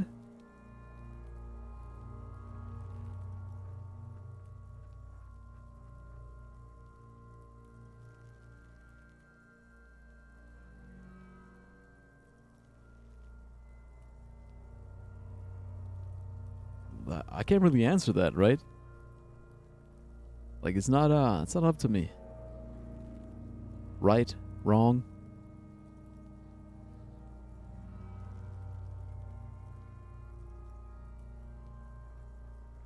I guess it's good to know. Luke, it's good to know. But whether or not it's the right thing. I don't know. I think that's Tech's business. Okay, I'm gonna have to go. Yeah. Yeah, take care of yourself, right? Take care of yourself. It's gonna be alright. Look, whatever happens is gonna be alright. The cadaver slowly twists on the cargo belt, his torso covered in tattoos, and extremities blotched pink and blue. Alright, inspect the belt. The hangman's knot is pulled tight by the weight of the corpse below. Yellow, hard-edged polyester cuts into his neck. Above, a sliding buckle ties the belt to the branch. This is a steel-reinforced cargo lashing belt, big brother of the regular cargo belt. It's used for tying cargo under 6-rotor airships. Don't ask me how I know, but this is a lashing belt used for airlifting cargo. Airlifting? I thought it was used on lorries for strapping cargo to them. Apparently, this is the reinforced kind, for air transport. My brain tells me so. The local harbor uses 6 rotors to shuffle containers around. I get the sense they use whatever was on hand, without paying much attention to not incriminating themselves. Yeah, we're assuming dock workers from the harbor did it. I mean, judging by the boots.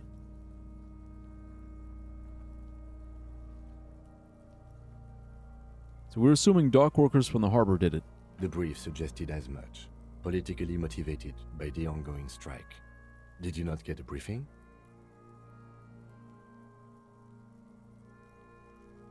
What the fuck? My past has undergone total annihilation. Nothing remains. My mother, the love of my life. Certainly not a briefing.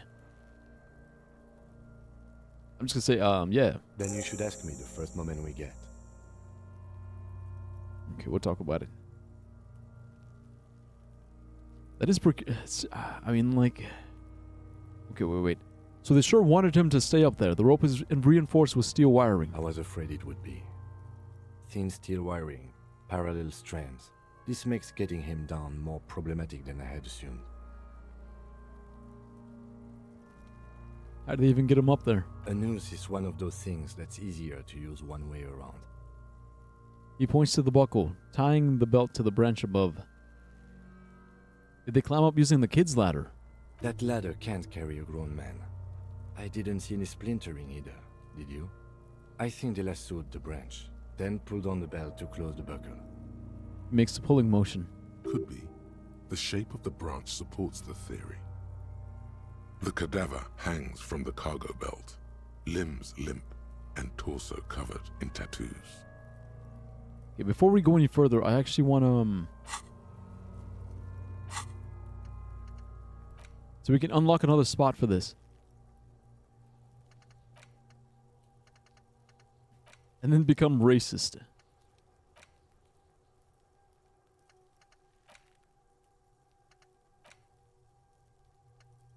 or we can pay to forget one. Look, because we can't beat his ass.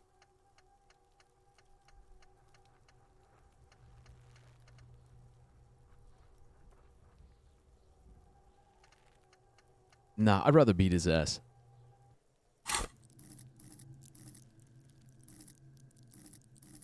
Yeah, we're gonna hold on to it. Alright, inspect the tattoos. An intricate web of blue lines stretches across the torso, from the right shoulder to the solar plexus. Each time they intersect, a small white star is formed in their crossing.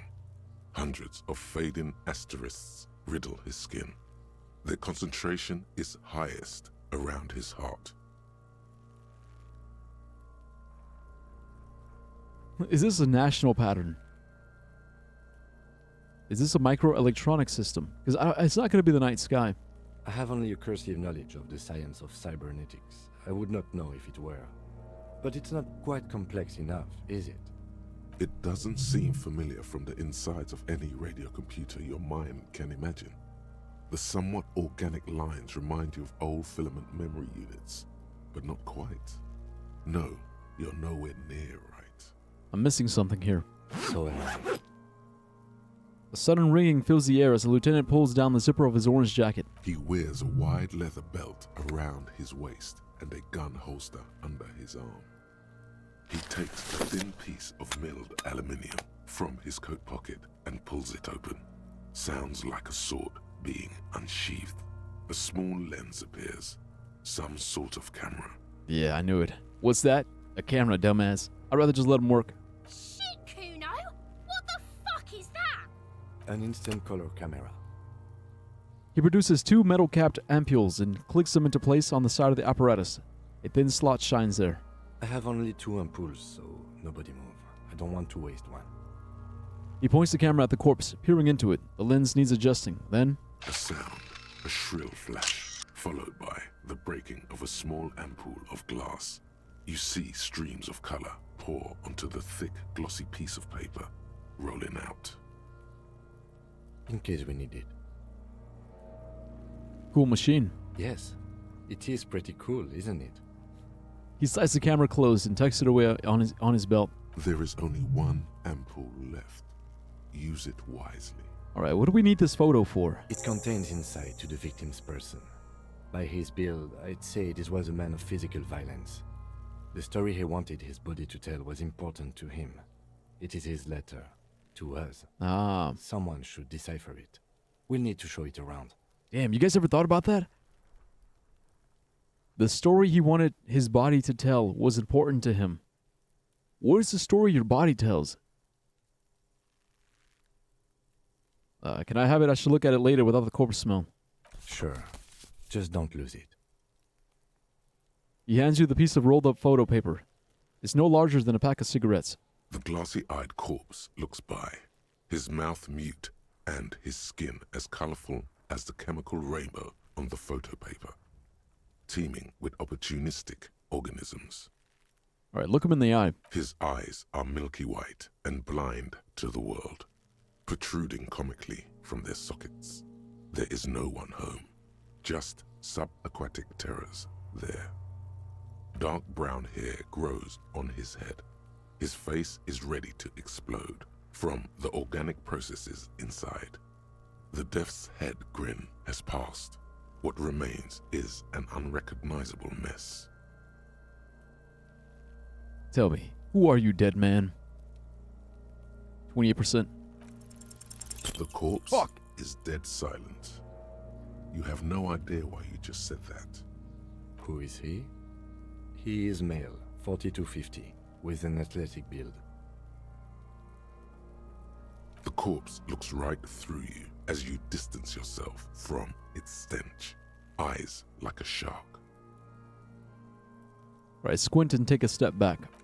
As you narrow your eyes, the monster before you blurs into a violent mess of green and pink. This is a trick. You've done it before. Pink is where the blood settled in the first hours post-mortem. You can use it to see if the corpse has been tampered with. Does his position at the time of death match the discoloration? Observe. Only the lower extremities are pink with a dash of blue.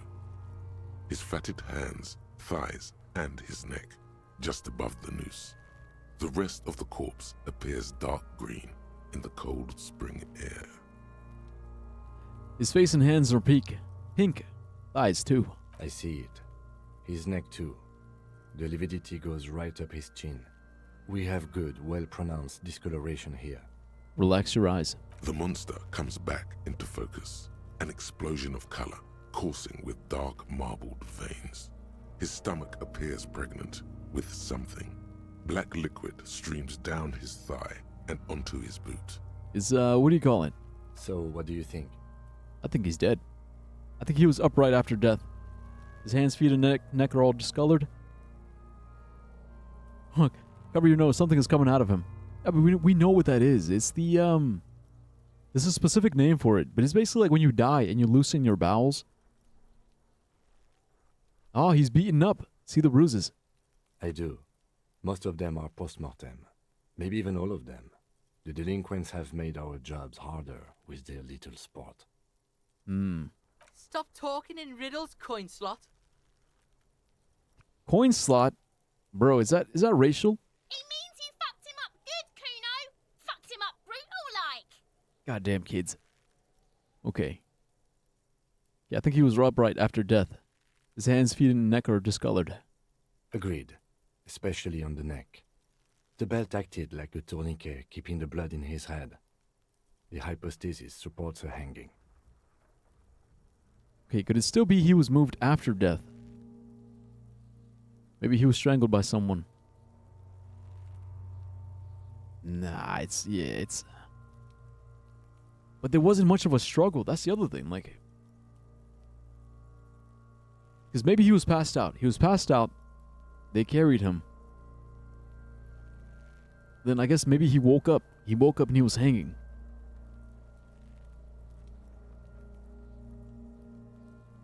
Let's see what Kim thinks. Could it still be he was moved after death? There's always a chance. We should check for ligament marks on his neck to see if they're in tune with the belt. We'll have to get him down first. You know, let's talk about the something is coming out of him. A pool of blood and feces has eaten into the frozen mud below the man's feet. Purge liquid is dripping into it, drop by drop. The victim appears to have contained no more than half a kilogram of digestion at the time of death. The fuck he's saying? Talking about shit. Maybe he went to the toilet sometime before death. Wait, what? Right? Goddamn right. Yeah. Maybe he went to toilet sometime before death. Maybe. He doesn't really want to dwell on it too long. All right. Look, I don't want to say I think he's dead because, like, obviously he's dead. But there is no breath to catch. Only the cadaver filling the air and your nostrils. All right. He slowly rotates before you, decomposing. All right. So how do we get him down? Are you sure we finished the preliminary examination of the cadaver? We might miss some of these things once he's done. All right. Step back, having a look. The cadaver slowly twists on the cargo belt, his torso covered in tattoos, and extremities blotched pink and blue. See, because I kind of want to take the boots off. The material, delicate. These are clearly not boots. They're armor, possibly part of a larger set. Indeed. Oh, the lieutenant uses a memo technique, A6. That's not just any notebook. It's all you, baby. Ceramic plate. Zirconium dioxide. Under the heel. Fair weather. Fair weather model T500 VE. I'm guessing that's vitreous enamel. This is advanced stuff. Yeah, pull the boot off. The stench fills your nose. Stop! The lieutenant's voice is sharp. He looks at you with the boot under your arm. Pig's gonna pull it. Brutal!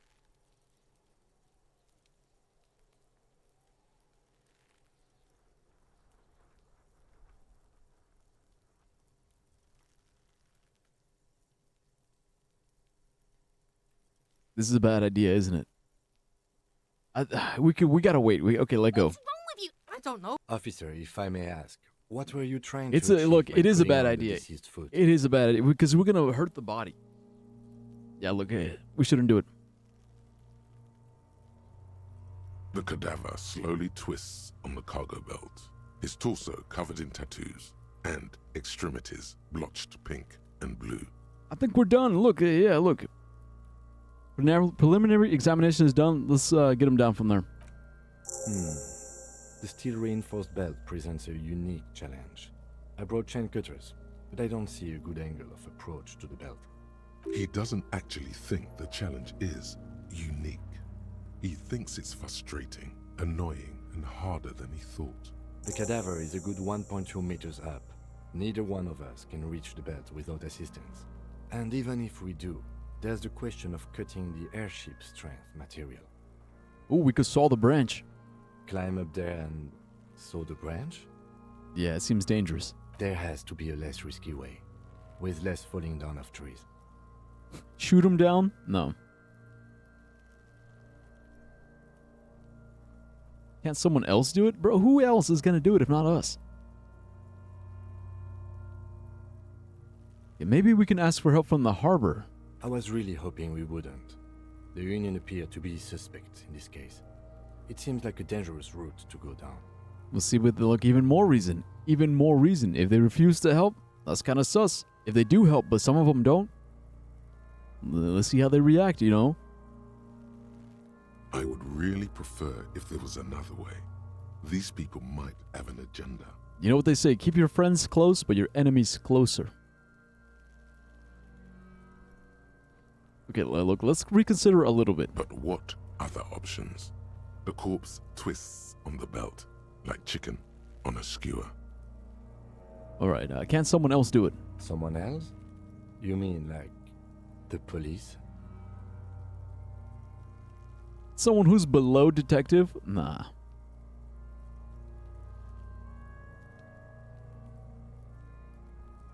Yeah, call the police. Like, do we have resources? Nah, but yeah, you have a point there. Sadly, yes. The whole RCM is I out knew there it. right now, doing the exact same thing we are. Are we in a rush to help them? Not with this on our hands. He covers his nose. I know it's hard, but I assure you, the others won't come to help us. And we have a growing sanitary concern here.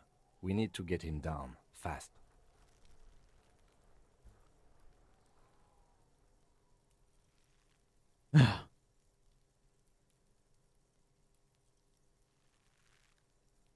That's it. We have to ask help from the harbor. Okay, they do have the tools and the men. And since it looks like they put him there... They can get him down too. Okay, let's do it in the lousy, dangerous way. How do we get inside the harbor? From the gates, by negotiating or fighting. I'm unenthusiastic about fighting. Or we can try to find some secret third path. It's unlikely though. Secret third path. To the gates. Let's negotiate. Alright, let's go then.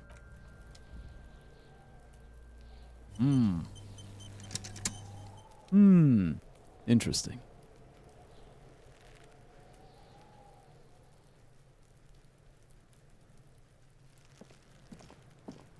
What do you think, Kuno? How would you get the body down? Fuck does Kuno care?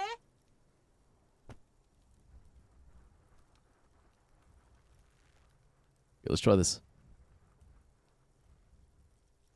Let's see if we can figure out what's wrong with him. It's not Yes! Kuno. It's Kuno S. It's not Kuno, it's Kuno S. Interesting, how? Kuno S is by far the worst of the two.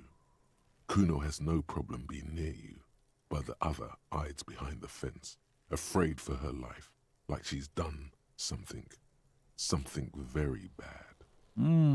She came up with that psychopathic scheme of screaming for help before. Kuno just wanted to talk to you about his name. Kuno S was the one who wound him up and directed him. She's the brains. Also, Kuno hasn't stopped talking to you, even enjoys it from time to time. When you talk to the other one, it's like talking to a cornered animal. She only hisses and says murder was the case that they gave her. All in all, Kuno respects madness. You cannot hope to outdo her on that front. You must win yourself a few minutes with him alone. Alright, act on it. Try and separate them. Kuno, psst. Fuck you whispering about? He whispers back. He's whispering too. He's going with it. But watch what happens. She's gonna interrupt. Fuck you, whispering about. I knew it. Zach Stark finished playing Enna. Nice. Yeah, welcome back, Oxman. My empathy. I used empathy and it paid off. We're learning something new. She puts extra stress onto that word, expecting it will make you uncomfortable. If Kuno wants to whisper, he's gonna fucking whisper, okay? He turns back to you. Let's whisper, pig. This is it. You've got him. But be careful. You can still fuck this up. Don't make Kuno look bad in this. I'm glad she's out of our hair. She's fucked up. What's up with her? She's terrifying. Crazy. Scary. Crazy scary. Or we say, listen to me. She's trying to control you. We gotta get you out of here.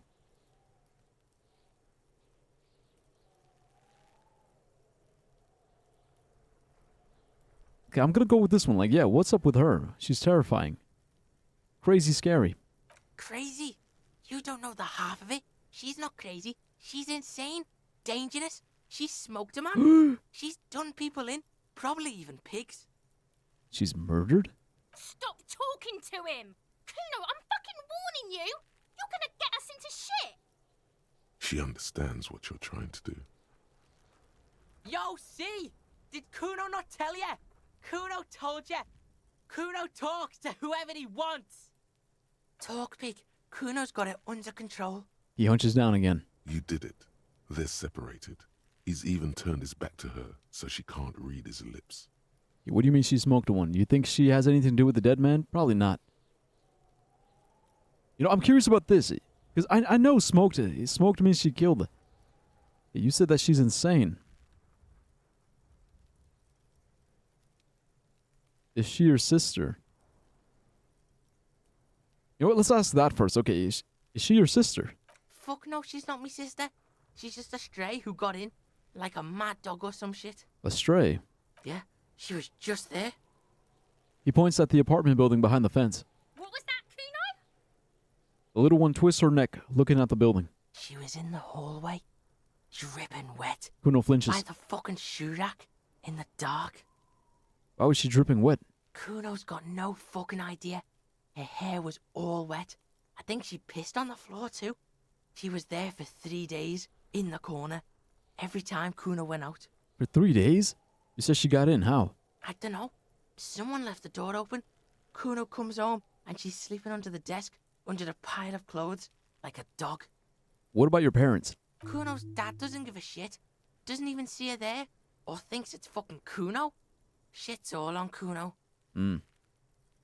Okay, so you said she's insane. Yeah, she's psycho. None of that kiddie psycho. Cat burning shit. She does the real deal. What's the real deal? Snuff radio shit. Believe me, pig, you don't want to know. Snuff radio? And he doesn't even want to think about it. This isn't just another boast. Okay. Let's ask about the dead man, because do you think she has anything to do with the dead man? Yeah, she would have liked to fuck him up, but she didn't. Kuno wasn't around, and C was with Kuno. Okay, where were you? Look, Kuno's gonna put you at ease. We didn't do it. I figured that much. But what do you know? He speaks the truth, my liege. My liege. Yeah, I'm gonna set the alarm at 8 a.m. for the gym, but I want to watch the stream too.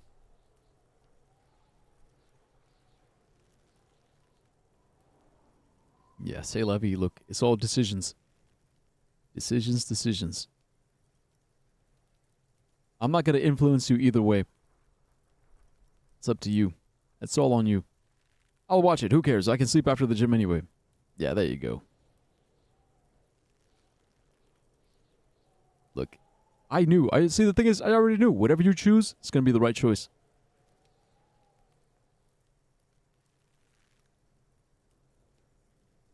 Okay, let's do this one just to see what he says. What do you mean she smoked someone? Kuno means she killed someone. That's right. She's a killer. Like, actually a killer. Pretty smart of you. Thanks. His little green eyes are fixed on yours. He's meant everything he said before, but right now, he not only means it, he is sincere. Sincere. Okay, but how?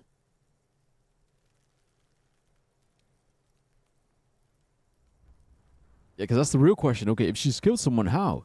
Isn't she too small to overpower someone? Are you getting this? You think I'm fucking telling you a joke here? How hard do you think it is to kill a fat ass? Sweet talk him, then knife him. He pokes you in the gut. Sweet talk him, then knife him. Oh shit. She's probably killed a pig too. I mean, I'm pretty sure she has. So, come on, she hasn't killed police officers. I knew you pigs were too naive for this shit. Good thing Kuno's got her under control. Kuno keeps her calm. He feels eyes on the back of his head and stops. A cop would be too large for her to overpower, but a determined child of her size can still kill the vulnerable, the elderly, the homeless, or other children. The creature peers at you both from over the fence. There is something searching in her eyes. Kuno, do you think it's possible that she killed other children? Kuno falls silent. He does not look at you when he replies. Kuno, that's what Kuno is starting to think, yeah. He's scared. He usually looks you straight in the eye. A little something just crumbled there. He's scared. Let's talk about the, so what's the language she uses? Fuck knows. She says it's the song of her people or some shit. What people? Crazy people. The fucking Nakis. I don't know. Nakis?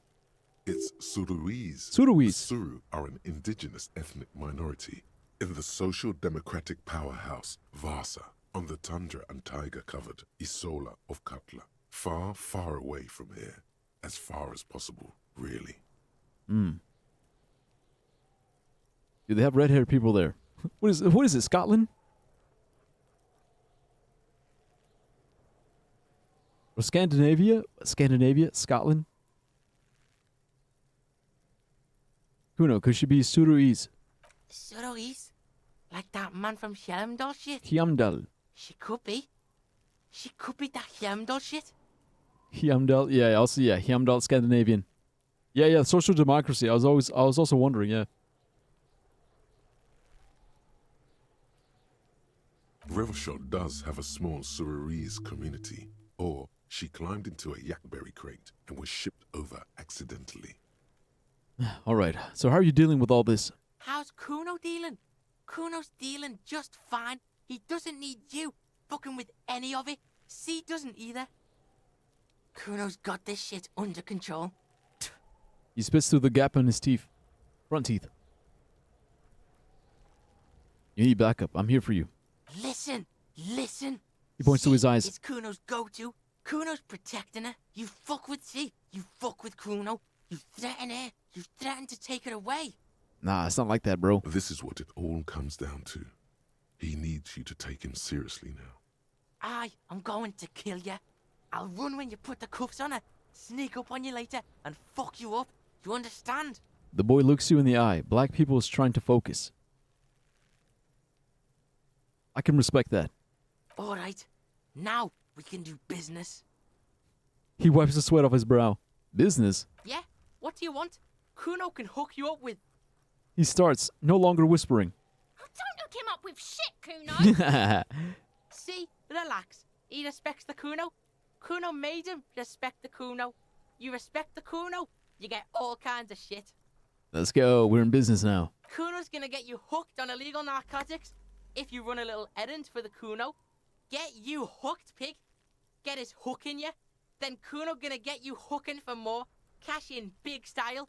Pig hooker. Oh, now I'm the hooker. And shit, you can even fuck back in Kuno's kingdom. What? Kuno saw you sniffing around that fucking pile of Eternite. It's a secret door, okay? Just Eternite. pull it off and fuck back in there. He concludes the invitation with a benevolent nod.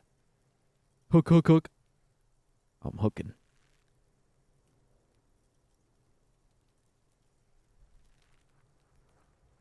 Okay, do I really care about the illegal narcotics? Not really. Okay, what was that about? Let's just ask. Okay, so what was that about you running an errand? An illegal narcotics, Kuno. Kuno gets it from his dad. Kuno Ah, and his dad are major suppliers. his eyes bulge. That's where Kuno gets his lightning on. He gets his lightning on. Problem is, Kuno and his dad had a little falling out. Now junkies clawing at Kuno's door. Streets going mad. Kuno's got to throw his dirty popo man at it. Okay.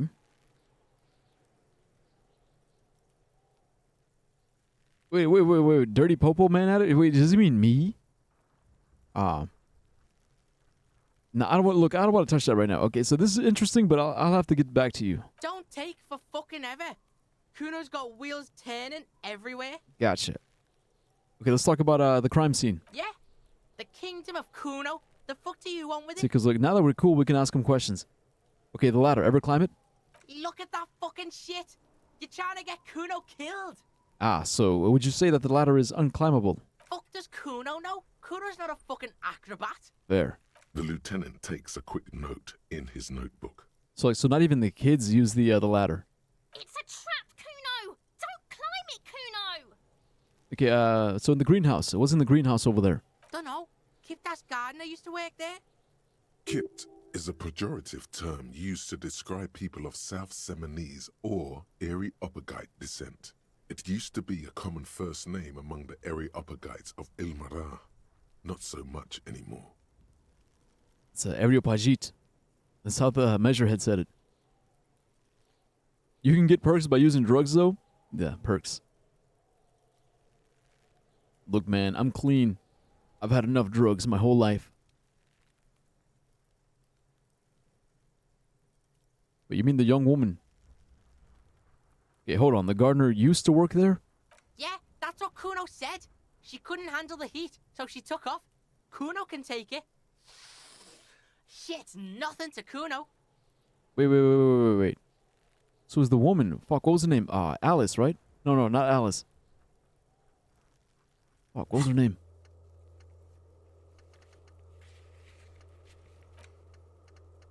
Sylvie. Yeah, Sylvie. You mean the young woman by whirling in rags, that gardener? Look, Kuno doesn't explain shit. Kuno just says shit. He looks you in the eyes and nods as if agreeing with himself. Yeah, her.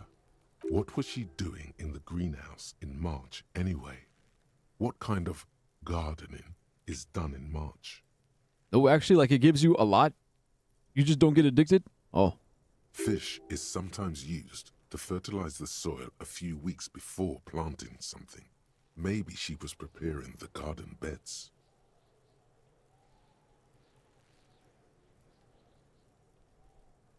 I should ask her about that. Accept the task. Yeah, why not? Yes, it seems suspicious. You don't like things being like that. Suspicious. Oh, you're saying, no, I mean, just don't. Okay, just don't get addicted. You can get addicted. So maybe just like once. Just one time. One time, and that'll be it. Isn't that what they always say? Okay, the dead man's clothes were in the trash container. How did they get there? Yeah, Kuno doesn't know shit about that. That shit is beneath Kuno. Alright, I need to know. It could be a lead to the investigation.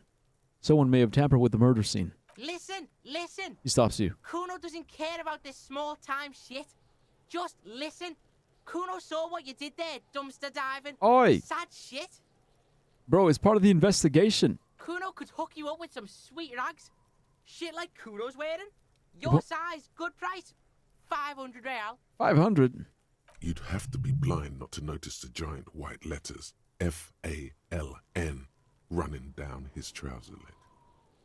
Wait, I asked you what happened to his clothes. You must have seen them lying around. Look, Kuno ain't seen shit lying around, except for that up there. Now, you want performance gear or not, Grandpa? Performance gear. The lieutenant remains silent, but his expression couldn't say, "I told you so," any louder. Alright, entertain me. What's so great about these pants? Pig, these are found modulars. Liquid fit, performance crotch, urban survival shit. Made in Mirova by scientists. Pants scientists. Pants scientist, ah. Believe it, you need this shit. He unzips his jacket to give you a quick peek at the plastic-wrapped pants. They're graphite black and look brand new. These could drastically improve your chances of survival in the urban wilderness. Coach Physical Instrument endorses these pants. They are tartan ready. They will also make you into an idiot. I might be interested in the pants. Let's talk about this later. No, Kuno, you don't know anything about the tampering. I'm investigating. And I already have pants. Whatever.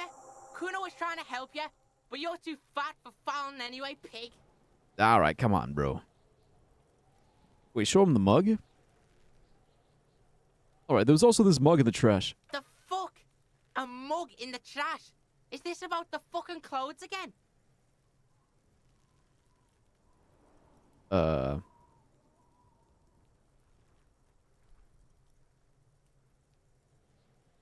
Yes, does this racist mug have anything to do with it? Yeah, Kuno sees where this is going. Kuno's got that fast brain. You saying you picked it after the mug fucker? Cause he's the clothes fucker? Maybe. I can't hear you, Kuno. Speak louder, Kuno. That's exactly what I'm saying, Kuno. Someone has tampered with the crime scene. Clean some of it up. Shit, that's tense. Someone's going to the beat-down basement, huh? Mug guy gonna get tied to the radiator. He nods in approval. Kuno doesn't know who put that shit in there. And if he did, he wouldn't squeal. But if you find out, maybe you can... Tell the Kuno who it was. He's curious. He likes putting 2 and 2 together here. Stop turning into a pig, Kuno. They're trying to get you hooked on the snitching. Get away from my Kuno. Jeez, okay. Yeah, she lets out a hiss. Yeah? Get your bacon shit away. Kuno doesn't like to be seen with the popo. Get your shit done and out of Kuno's face. Alright, I'm gonna have questions later. For now, let's talk about something else. Yeah, whatever. Kuno doesn't give a shit. Okay, so we can buy the pants for 15, but it is locked right now, so later. Alright, I'm off. Kuno doesn't fucking care. Yeah. Alright. But you know what? That made me think about something. That made me... Look, because when we brought up the mug to Measurehead... When we brought up the mug to Measurehead, he was like, oh no, I have nothing to do with that. He was like really adamant about having nothing to do with it. He almost like froze. Because when we talked about racism, he was like, oh yeah, you know, so basically blah blah blah blah blah. He was just yapping. He loved yapping about racism. As soon as I brought up the mug though, he was like, no. Like Stoneface. Stoneface just like, no. Like that I know nothing about it. Because he could have gone on, right? He could have gone on and be like, oh yeah, you know, this is perfect. This racist paraphernalia is perfect. It proves blah blah blah and blah blah blah blah blah. But he said nothing about it. Almost like he wasn't expecting to ever see it again because he threw it away. Also, remember the footsteps. The footsteps. There was one. What do you see?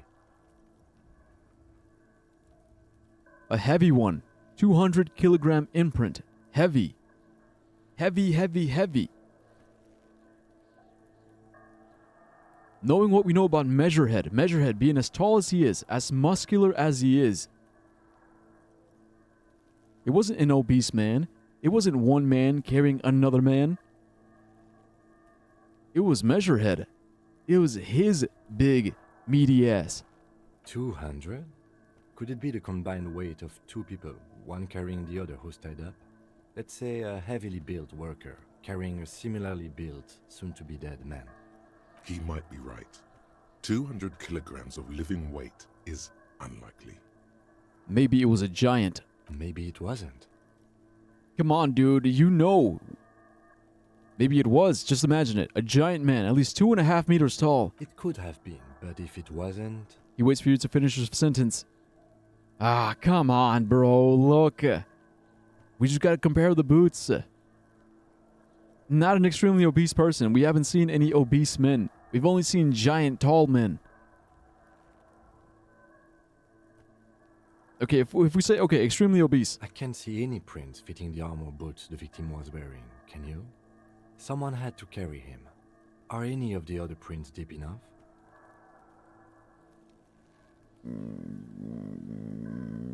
No. An obese person is becoming less likely. Alright, I don't know. I do. One of them carried him over. Alright. But why? Look, we already know why. Okay, let it be. There are 8 pairs of tracks in the mud. 3 stick out. Right, we've been through it. Dude, I still think he has something to do with it.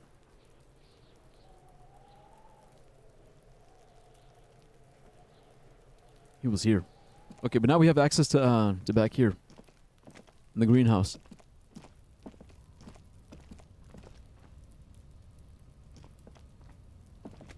The pile of Eternite looks stranger now that Kuno told you about his pad. Alright, open. Because, unless Kuno lied, you should just be able to pull the panels aside. Pull the panels aside. There it is. You see a shabby little door.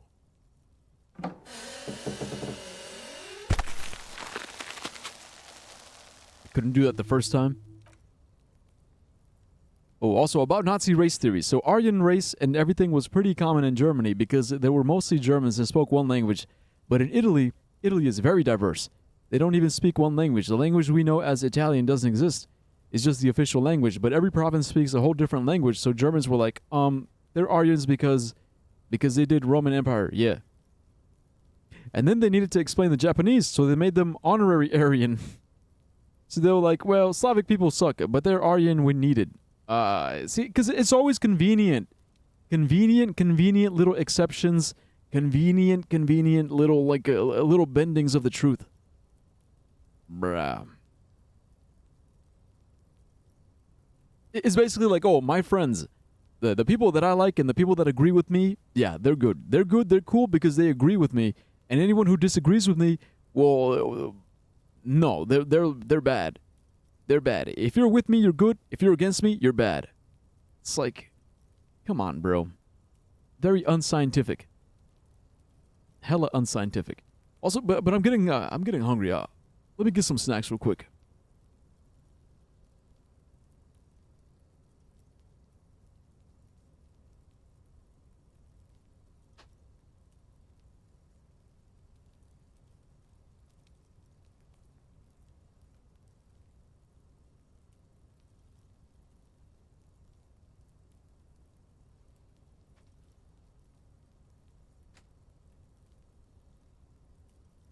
So this is the shack Kuno mentioned. Let's take a look inside there.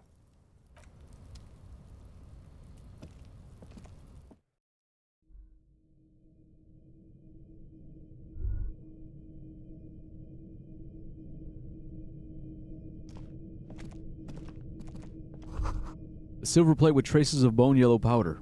Be still, my beating heart. It's amphetamine. Ah, Sweet shit. amphetamine. Ah, fuck.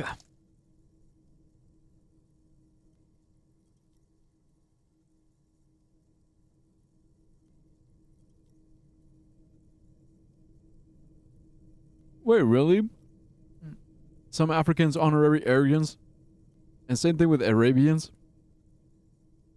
Bruh.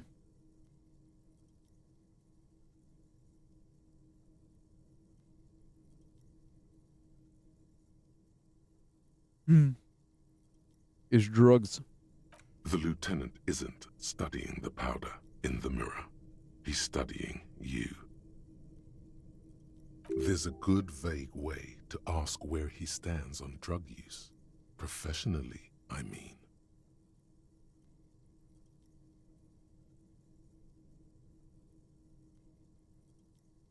I've heard amphetamines make you, really good detective. Are you, a really good detective? No, I'm just a regular detective, thank you very much.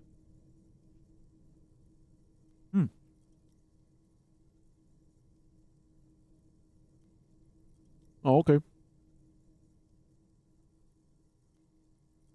Someone has taken narcotics here. Perhaps the police should interfere. Perhaps not.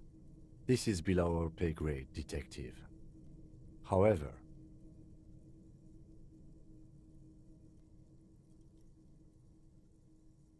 All right. see that ladder there? It's probably another way into the industrial harbor, no? A secret path the local kids use.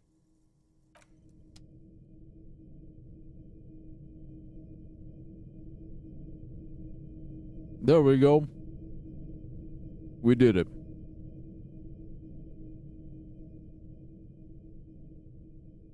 No need to be racist. No need to break up the strike. We just talked to the kids. The kids gave us a secret passage. Now we can get to the harbor.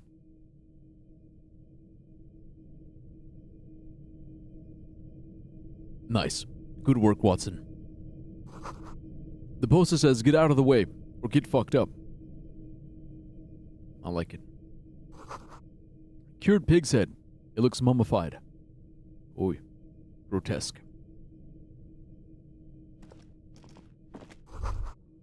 Empty tube of mangansolum magnesium supplement. Magnesium supplement you rub on your chest to live a happy magnesium-rich life. Wait, there's something over here. Money! Okay, but overall, it's an endless blood machine. Like, even if they won, they start to demonize Italians. Even if they won a war with them, they start to demonize other Germans. Even if they exterminate bad Germans, they'd find someone else to demonize. Literally, bro. See, literally. And there's... And the thing is, there's always going to be variation. That's what they don't understand. It's never ending. It's a never-ending war. Like you said, endless blood machine. It's always going to be like, okay, well now actually these guys suck. Well now those guys suck. And the reason why it's never going to end is because there is always going to be some genetic variation. Because genetic variation is nature. It is natural. Variation is natural. If everything was the fucking same, we would have died out a long time ago. Bro, you look at the world. You see how natural everything it is? Everything is so natural because everything has variation. Like, okay, now Bavarians suck because they're Catholic, right? Now these guys suck because they're Catholic, and they're lame because they watch this anime instead of this anime. Who's your favorite VTuber? Oh, you watch this VTuber? No, yeah, canceled. Canceled? Murder them. What's your favorite way to jack off? Left-handed or right-handed? Right-handed is the only way to jack off. Left-handed people need to fucking die. It never fucking ends. Never. Then, okay, Rhinelanders suck because they're too French. They're too French. They're too French, and French are cringe.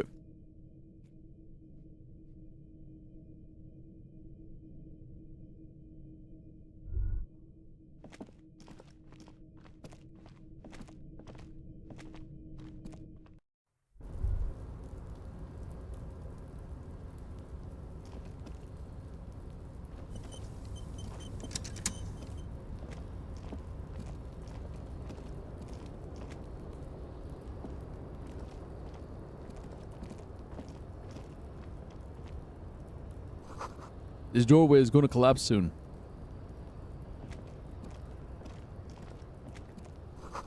Restoration pillars. Keep the runes together.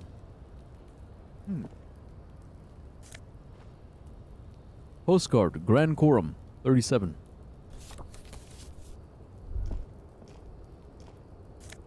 Alright, there we go. Look, I'm making some money.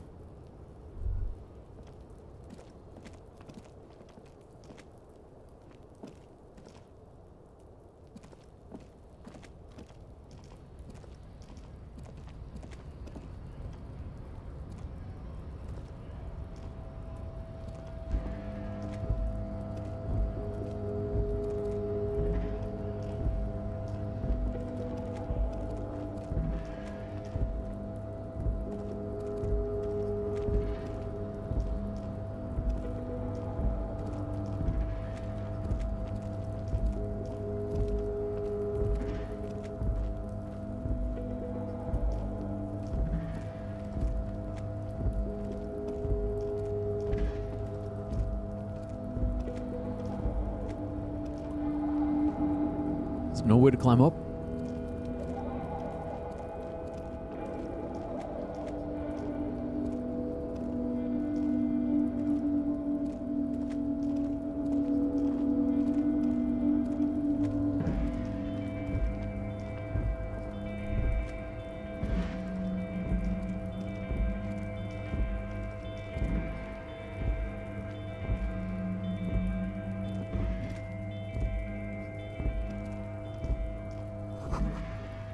These barrels are half full of rainwater.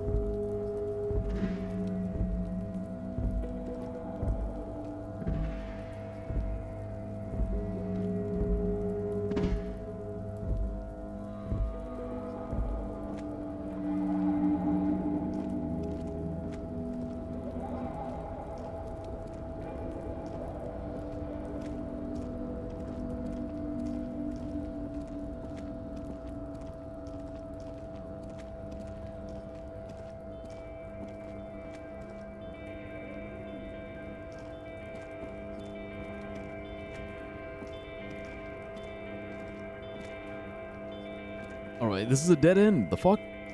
I thought we were gonna get to the harbor. Kim, talk to me. Yes?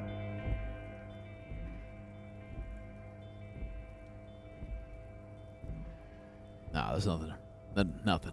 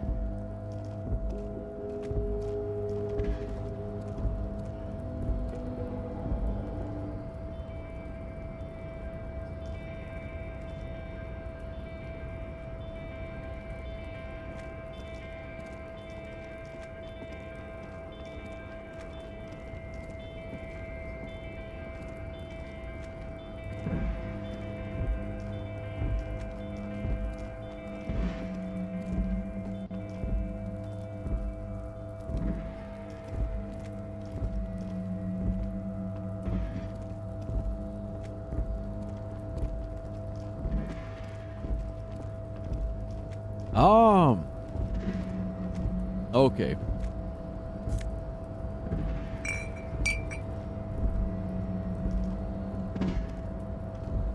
I knew there was a trick to it. I was like, there's got to be a trick.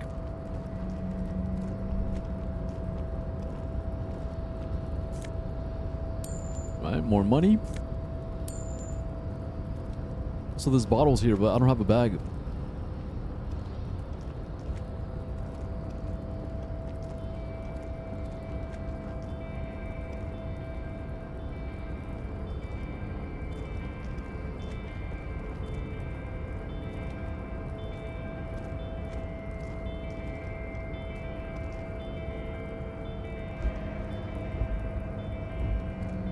Looks like someone left his tarpaulin cloak hanging on the railing here. When the wind ruffles the cloak, you can most definitely see a white rectangle on its back. Mm-hmm.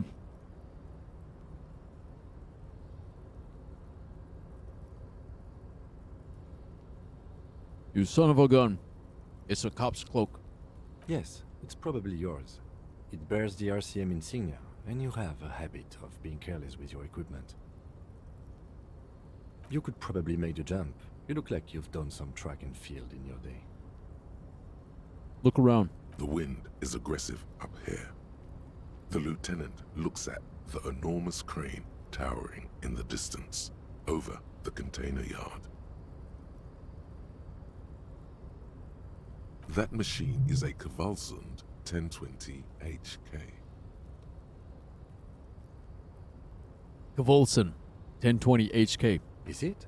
Kvalsund makes a lot of heavy equipment, but this is phenomenal, even for them. But I digress. We were focusing on your cloak here. He looks at the sad piece of fabric flapping in the wind.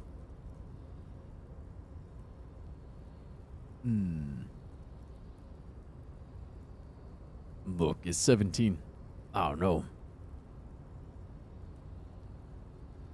You really think this cloak is mine? Should I go for it? Jump? The cloak? I do think it's yours, yes. As to whether you should go for it, He looks over the ledge at the cold pavement below.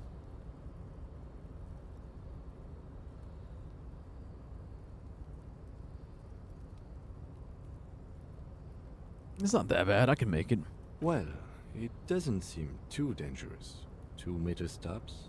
Whenever you're ready to do it, I'll be right behind you. The cloak looks like a bag of goodies floating in the wind. Who knows what its pockets may hide? Okay, what exactly are we doing up here? I was under the assumption we could ask the leader of this union to help us get this body down. This is why we're here, right? He doesn't wait for you to answer. Or it could be that we are just exploring. Alright, let's do it. 17. Alright, come on, baby. Come on, baby. I need a win. Give me a win. Uh-oh. I got a bad feeling. Oh, no. Oh, no. Nope, no. That's still too high. Oh, my What were you God. thinking? You're not a gymnast. You're a boxer. And you've climbed way too high up there. Vertigo almost pushes you over the edge. Morale critical?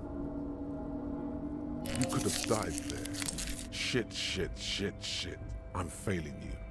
This wasn't part of our deal. Bro. Hey, what happened? He sounds genuinely worried. No, I'm alright, Kim. I just can't do it right now. I understand. We can always come back when you are feeling better. It's just a cloak after all. What little bitch? Should have leveled up first. What's it? Savoir-faire? Savoir-faire. Order base +4. Wait, is this bonus from items -2?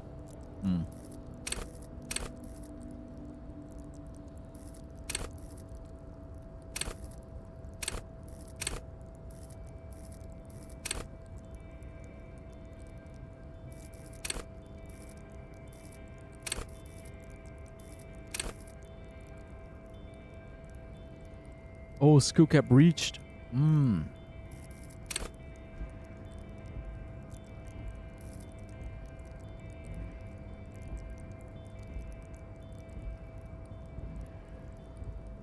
Look, we're gonna need it.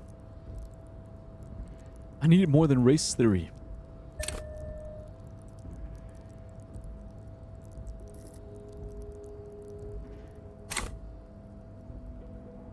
And now we're at the 28. That's better than before.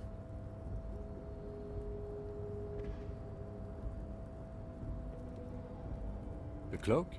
I do well. The cloak looks like a bag of goodies floating in the wind. Come on. Who Come on. knows Come what on. its You pockets fucking got may this. hide. Don't be a fucking pussy. Do it. Do it. What? Come on. Hey. Oi. Oi. Nope, no. That's still too high. What were you thinking? You're not a gymnast. You're a boxer. And you've climbed way too high up there. God damn it, man. Right, I can do it. I can't do it right now. Next time. Sure. Just be careful. My okay? damage? Looks like you almost strained a muscle there.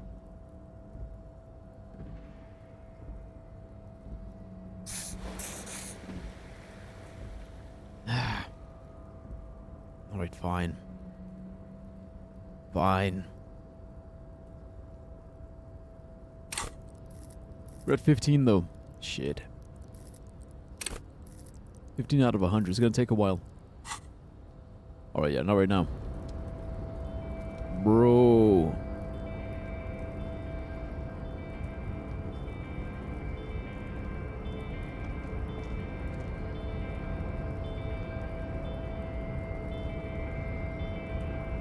Alright, let's go back down then.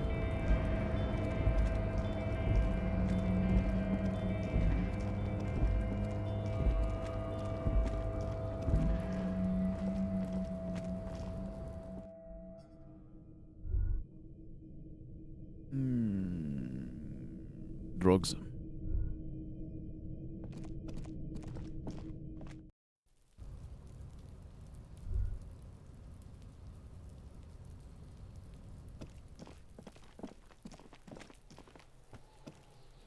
Yeah, I don't think we can get into the greenhouse just yet, yeah? Let's talk to the girl.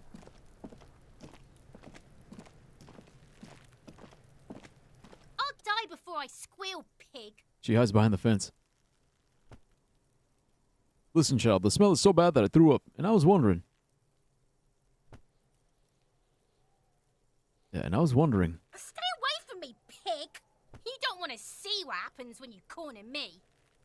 Okay, she doesn't talk. I'll die before I squeal, pig.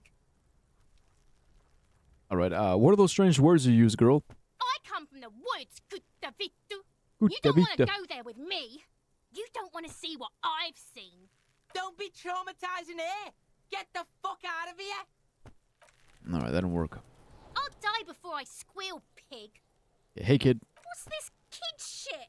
Fucking mind games. What's her finger? I'd rather die than squeal.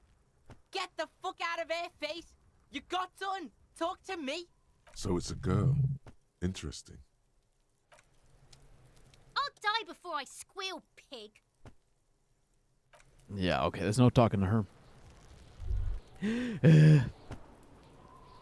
Yo, not gonna lie, I'm kind of, Can we get back there? No, we can't. I'm kind of at a loss. It's kind of a dead end, like... We have to get into the harbor, but in order to get to the harbor, I gotta level up my, my thing. Hmm...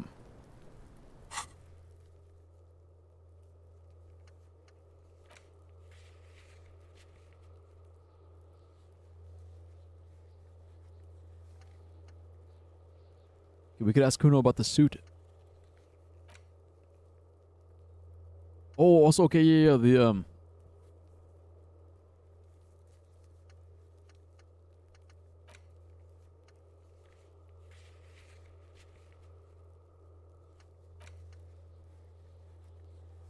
tattoos, possible meanings. So we can ask about tattoos, the hangman's tattoos. Okay, getting the body down. Everett Clare. The young woman with the wheelbarrow at the corner.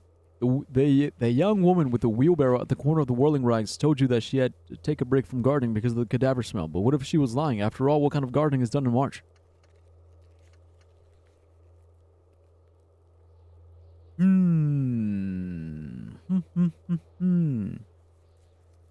Is it okay if I, like, fall asleep to your stream and everything? Technically, I'm not leaving?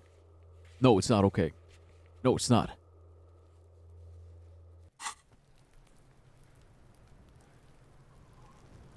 Yeah, of course it is. Of course it's okay, bro. Like, yeah,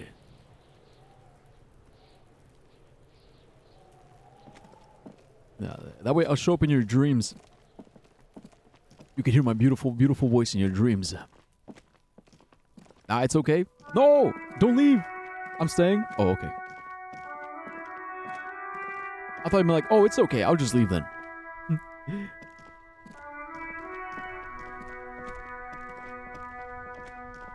Not falling asleep? Even if you do, though, it's alright. Like, I love watching streams in my sleep. I love it because you never know what gets through your head, yeah? Like, I was, like this morning, I was watching, Onigiri. She's another VTuber. I was watching her make a Bulbasaur cake. And I was dreaming. I was literally dreaming about a Charmander cake. Yeah, but I asked for the game. So what? Who would be here if not me? I would still be here. Bro, even if no one was here, I'd still be here. The streams aren't just for the viewers. The streams are for the streamer. I am my own reason. But I get your point, though. Okay, but that's sad.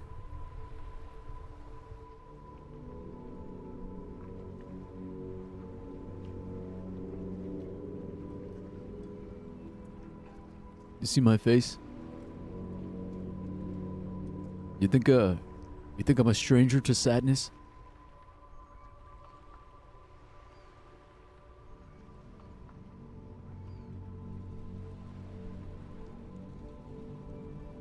You think I'm afraid? You think I'm afraid of being sad? I'm no stranger to sadness. I know what sadness is. I know it very, very well. Yeah, it's sad. What else is new? What else is new? Oi, gardener lady. The RCM in Martinez. The young What woman. can I help you with? The young woman looks up at you. Yeah, but I don't want you to be sad. Well, regardless of whether you want me to be sad or not, I'm gonna be sad. Bro, I don't want me to be sad, and guess what? I'm still sad. So, it's inevitable. Sadness is inevitable. The question is, what am I sad about? Is it worth being sad about? That's the real question. Like, whether or not you're going to be sad or not, you are going to be sad. But is it worth it? Are you going to be happy? Yeah. But is the happiness worth it? Your emotions aren't your emotions are not as important as why you feel those emotions. It's always the why. It's like, okay, I'm sad, but why? I'm sad because my boy graduated high school, and it's sad watching him grow up so fast. That's something good. That is good to be sad about that. I'm sad. Why? I'm sad because I'm a selfish piece of shit, and it's stopping me from having a positive relationship with my boy because I'm such a selfish piece of shit. See, that's a bad reason. It's like, okay, I get it. You're sad because you're a selfish piece of shit. Okay, the young woman looks up at you. What can I help you with? I have some questions for you. Of course. What can I help you with? Okay, tell me, what exactly have you been doing in your greenhouse in March? Well, She points to the this wheelbarrow. might be the last snow we get. At least I hope so. Wait, the last snow? Snow has nutrients in it. Helps everything green up in the spring. At least that's what my grandma always told me. Snow is just water, but I guess. Yes, think about the cute grandma, not the weird snow. Weird snow? The grandma's a bit too much. Okay, what nutrients? Nitrogen and sulfur mostly. And whatever factories and aerostatics exhale too, I guess. Wait, that's how modern agriculture works there? Wait, is that true? Because I just thought about it. Wait a minute. It's kind of like acid rain, right? Wait, nitrogen and sulfur. Wait, how did I... Hold up.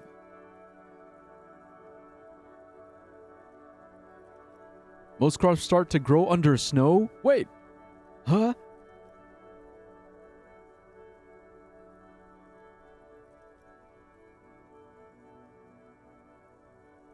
Snow is often referred to as poor man's fertilizer because it contains nitrogen and other nutrients that, when released as the snow melts, can be beneficial to plants. Oh my god, how did I never knew this is the slow release. What? Oh my god, that's dope. Bro, your grandma's a fucking genius.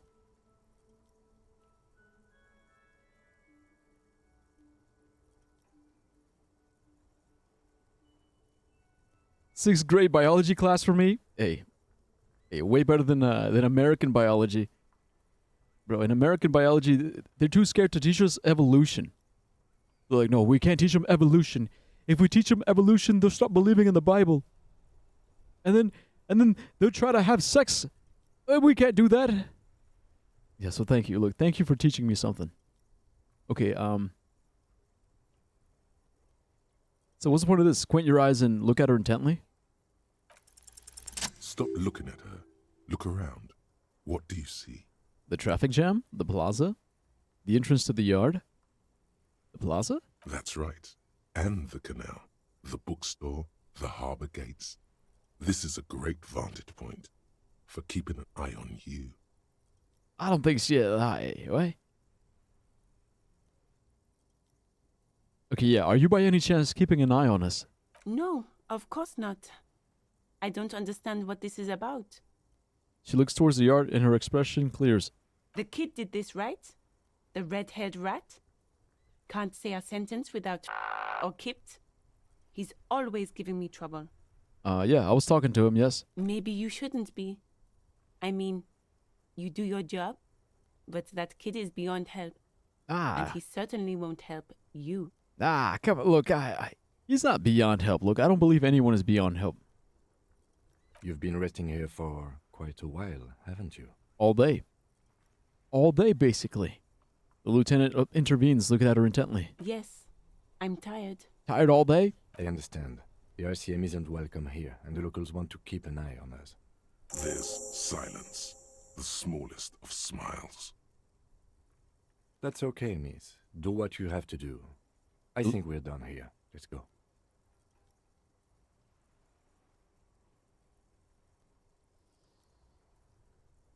We need directions. Of course. Where to? Yes, we can ask about where I am. So what's up north, what's east, what's south, what's west? Actually, no, never mind. No problem. She's very well composed. Back straight. No, our teacher in Ukraine showed us those "Mom, please don't abort me" videos and cried. We hated her and she sucked it. But in 6th grade, we had another teacher. She was cool and an anime fan, I think. She was cool, but she left. Probably because we played the bottle game in front of her. With the whole class, I'd leave too, not gonna lie. Wait. We played the bottle game in front of her? With the whole class? So wait, so that's why she left? Left as in, like, left her job?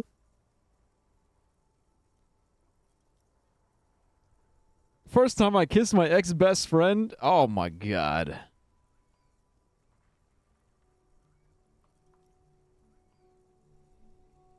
Okay, what's this fuck the police business? Excuse me? She doesn't understand. She's uncomfortable. Maybe you should drop this line of questioning. Nah, I just want to see what she says. The street sign says fuck the police. Oh. Well, I didn't write it there. I'm just sitting here. What about the other sign? Pigs go home. Who are these pigs? I don't know anything about that either. As I said, I didn't write it. Pig is a widely used term for members of the police. It's not loving. Yeah, I know. No need to worry. We are not saying you did. Okay. Well, I didn't. She leans back, shoulders relaxing. Alright, I have to run. Of course. I won't hold you back. She wipes her brow with a canary yellow glove. If there's a corpse, then you're going to need those gloves for the autopsy. We're just gonna ask her for the gloves? Bro, we haven't even gotten the body down.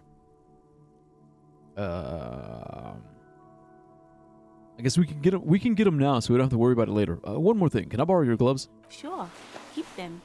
I have another pair. Ah, perfect. She hands you the rubber gloves with no visible annoyance. Oh, thank you. Yeah.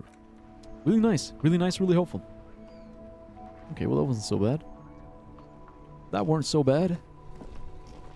We haven't talked to this guy at all. Oi. What's your deal, bruv? I'm a gander and a hunter and a gatherer. Feel like a traveler. The man mutters to himself, accenting the beats as he goes. Tommy Leom. Tommy the man. A simple little cadence. He seems to be making it up as he goes. Not actually because of this, but she was kind of sick of us. Well, maybe because of this. She was sick of us. Hey man, it's stressful. It is a stressful job. It's a stressful job, and it's even worse when it makes you think... I guess when it makes you think about, like, am I making a difference? Is it worth it? Like, is anything ever going to change? Like, am I just wasting my time? Like, is there something else I could be doing? It just makes you think about so many things, honestly. You have to reckon with your own mortality at some point.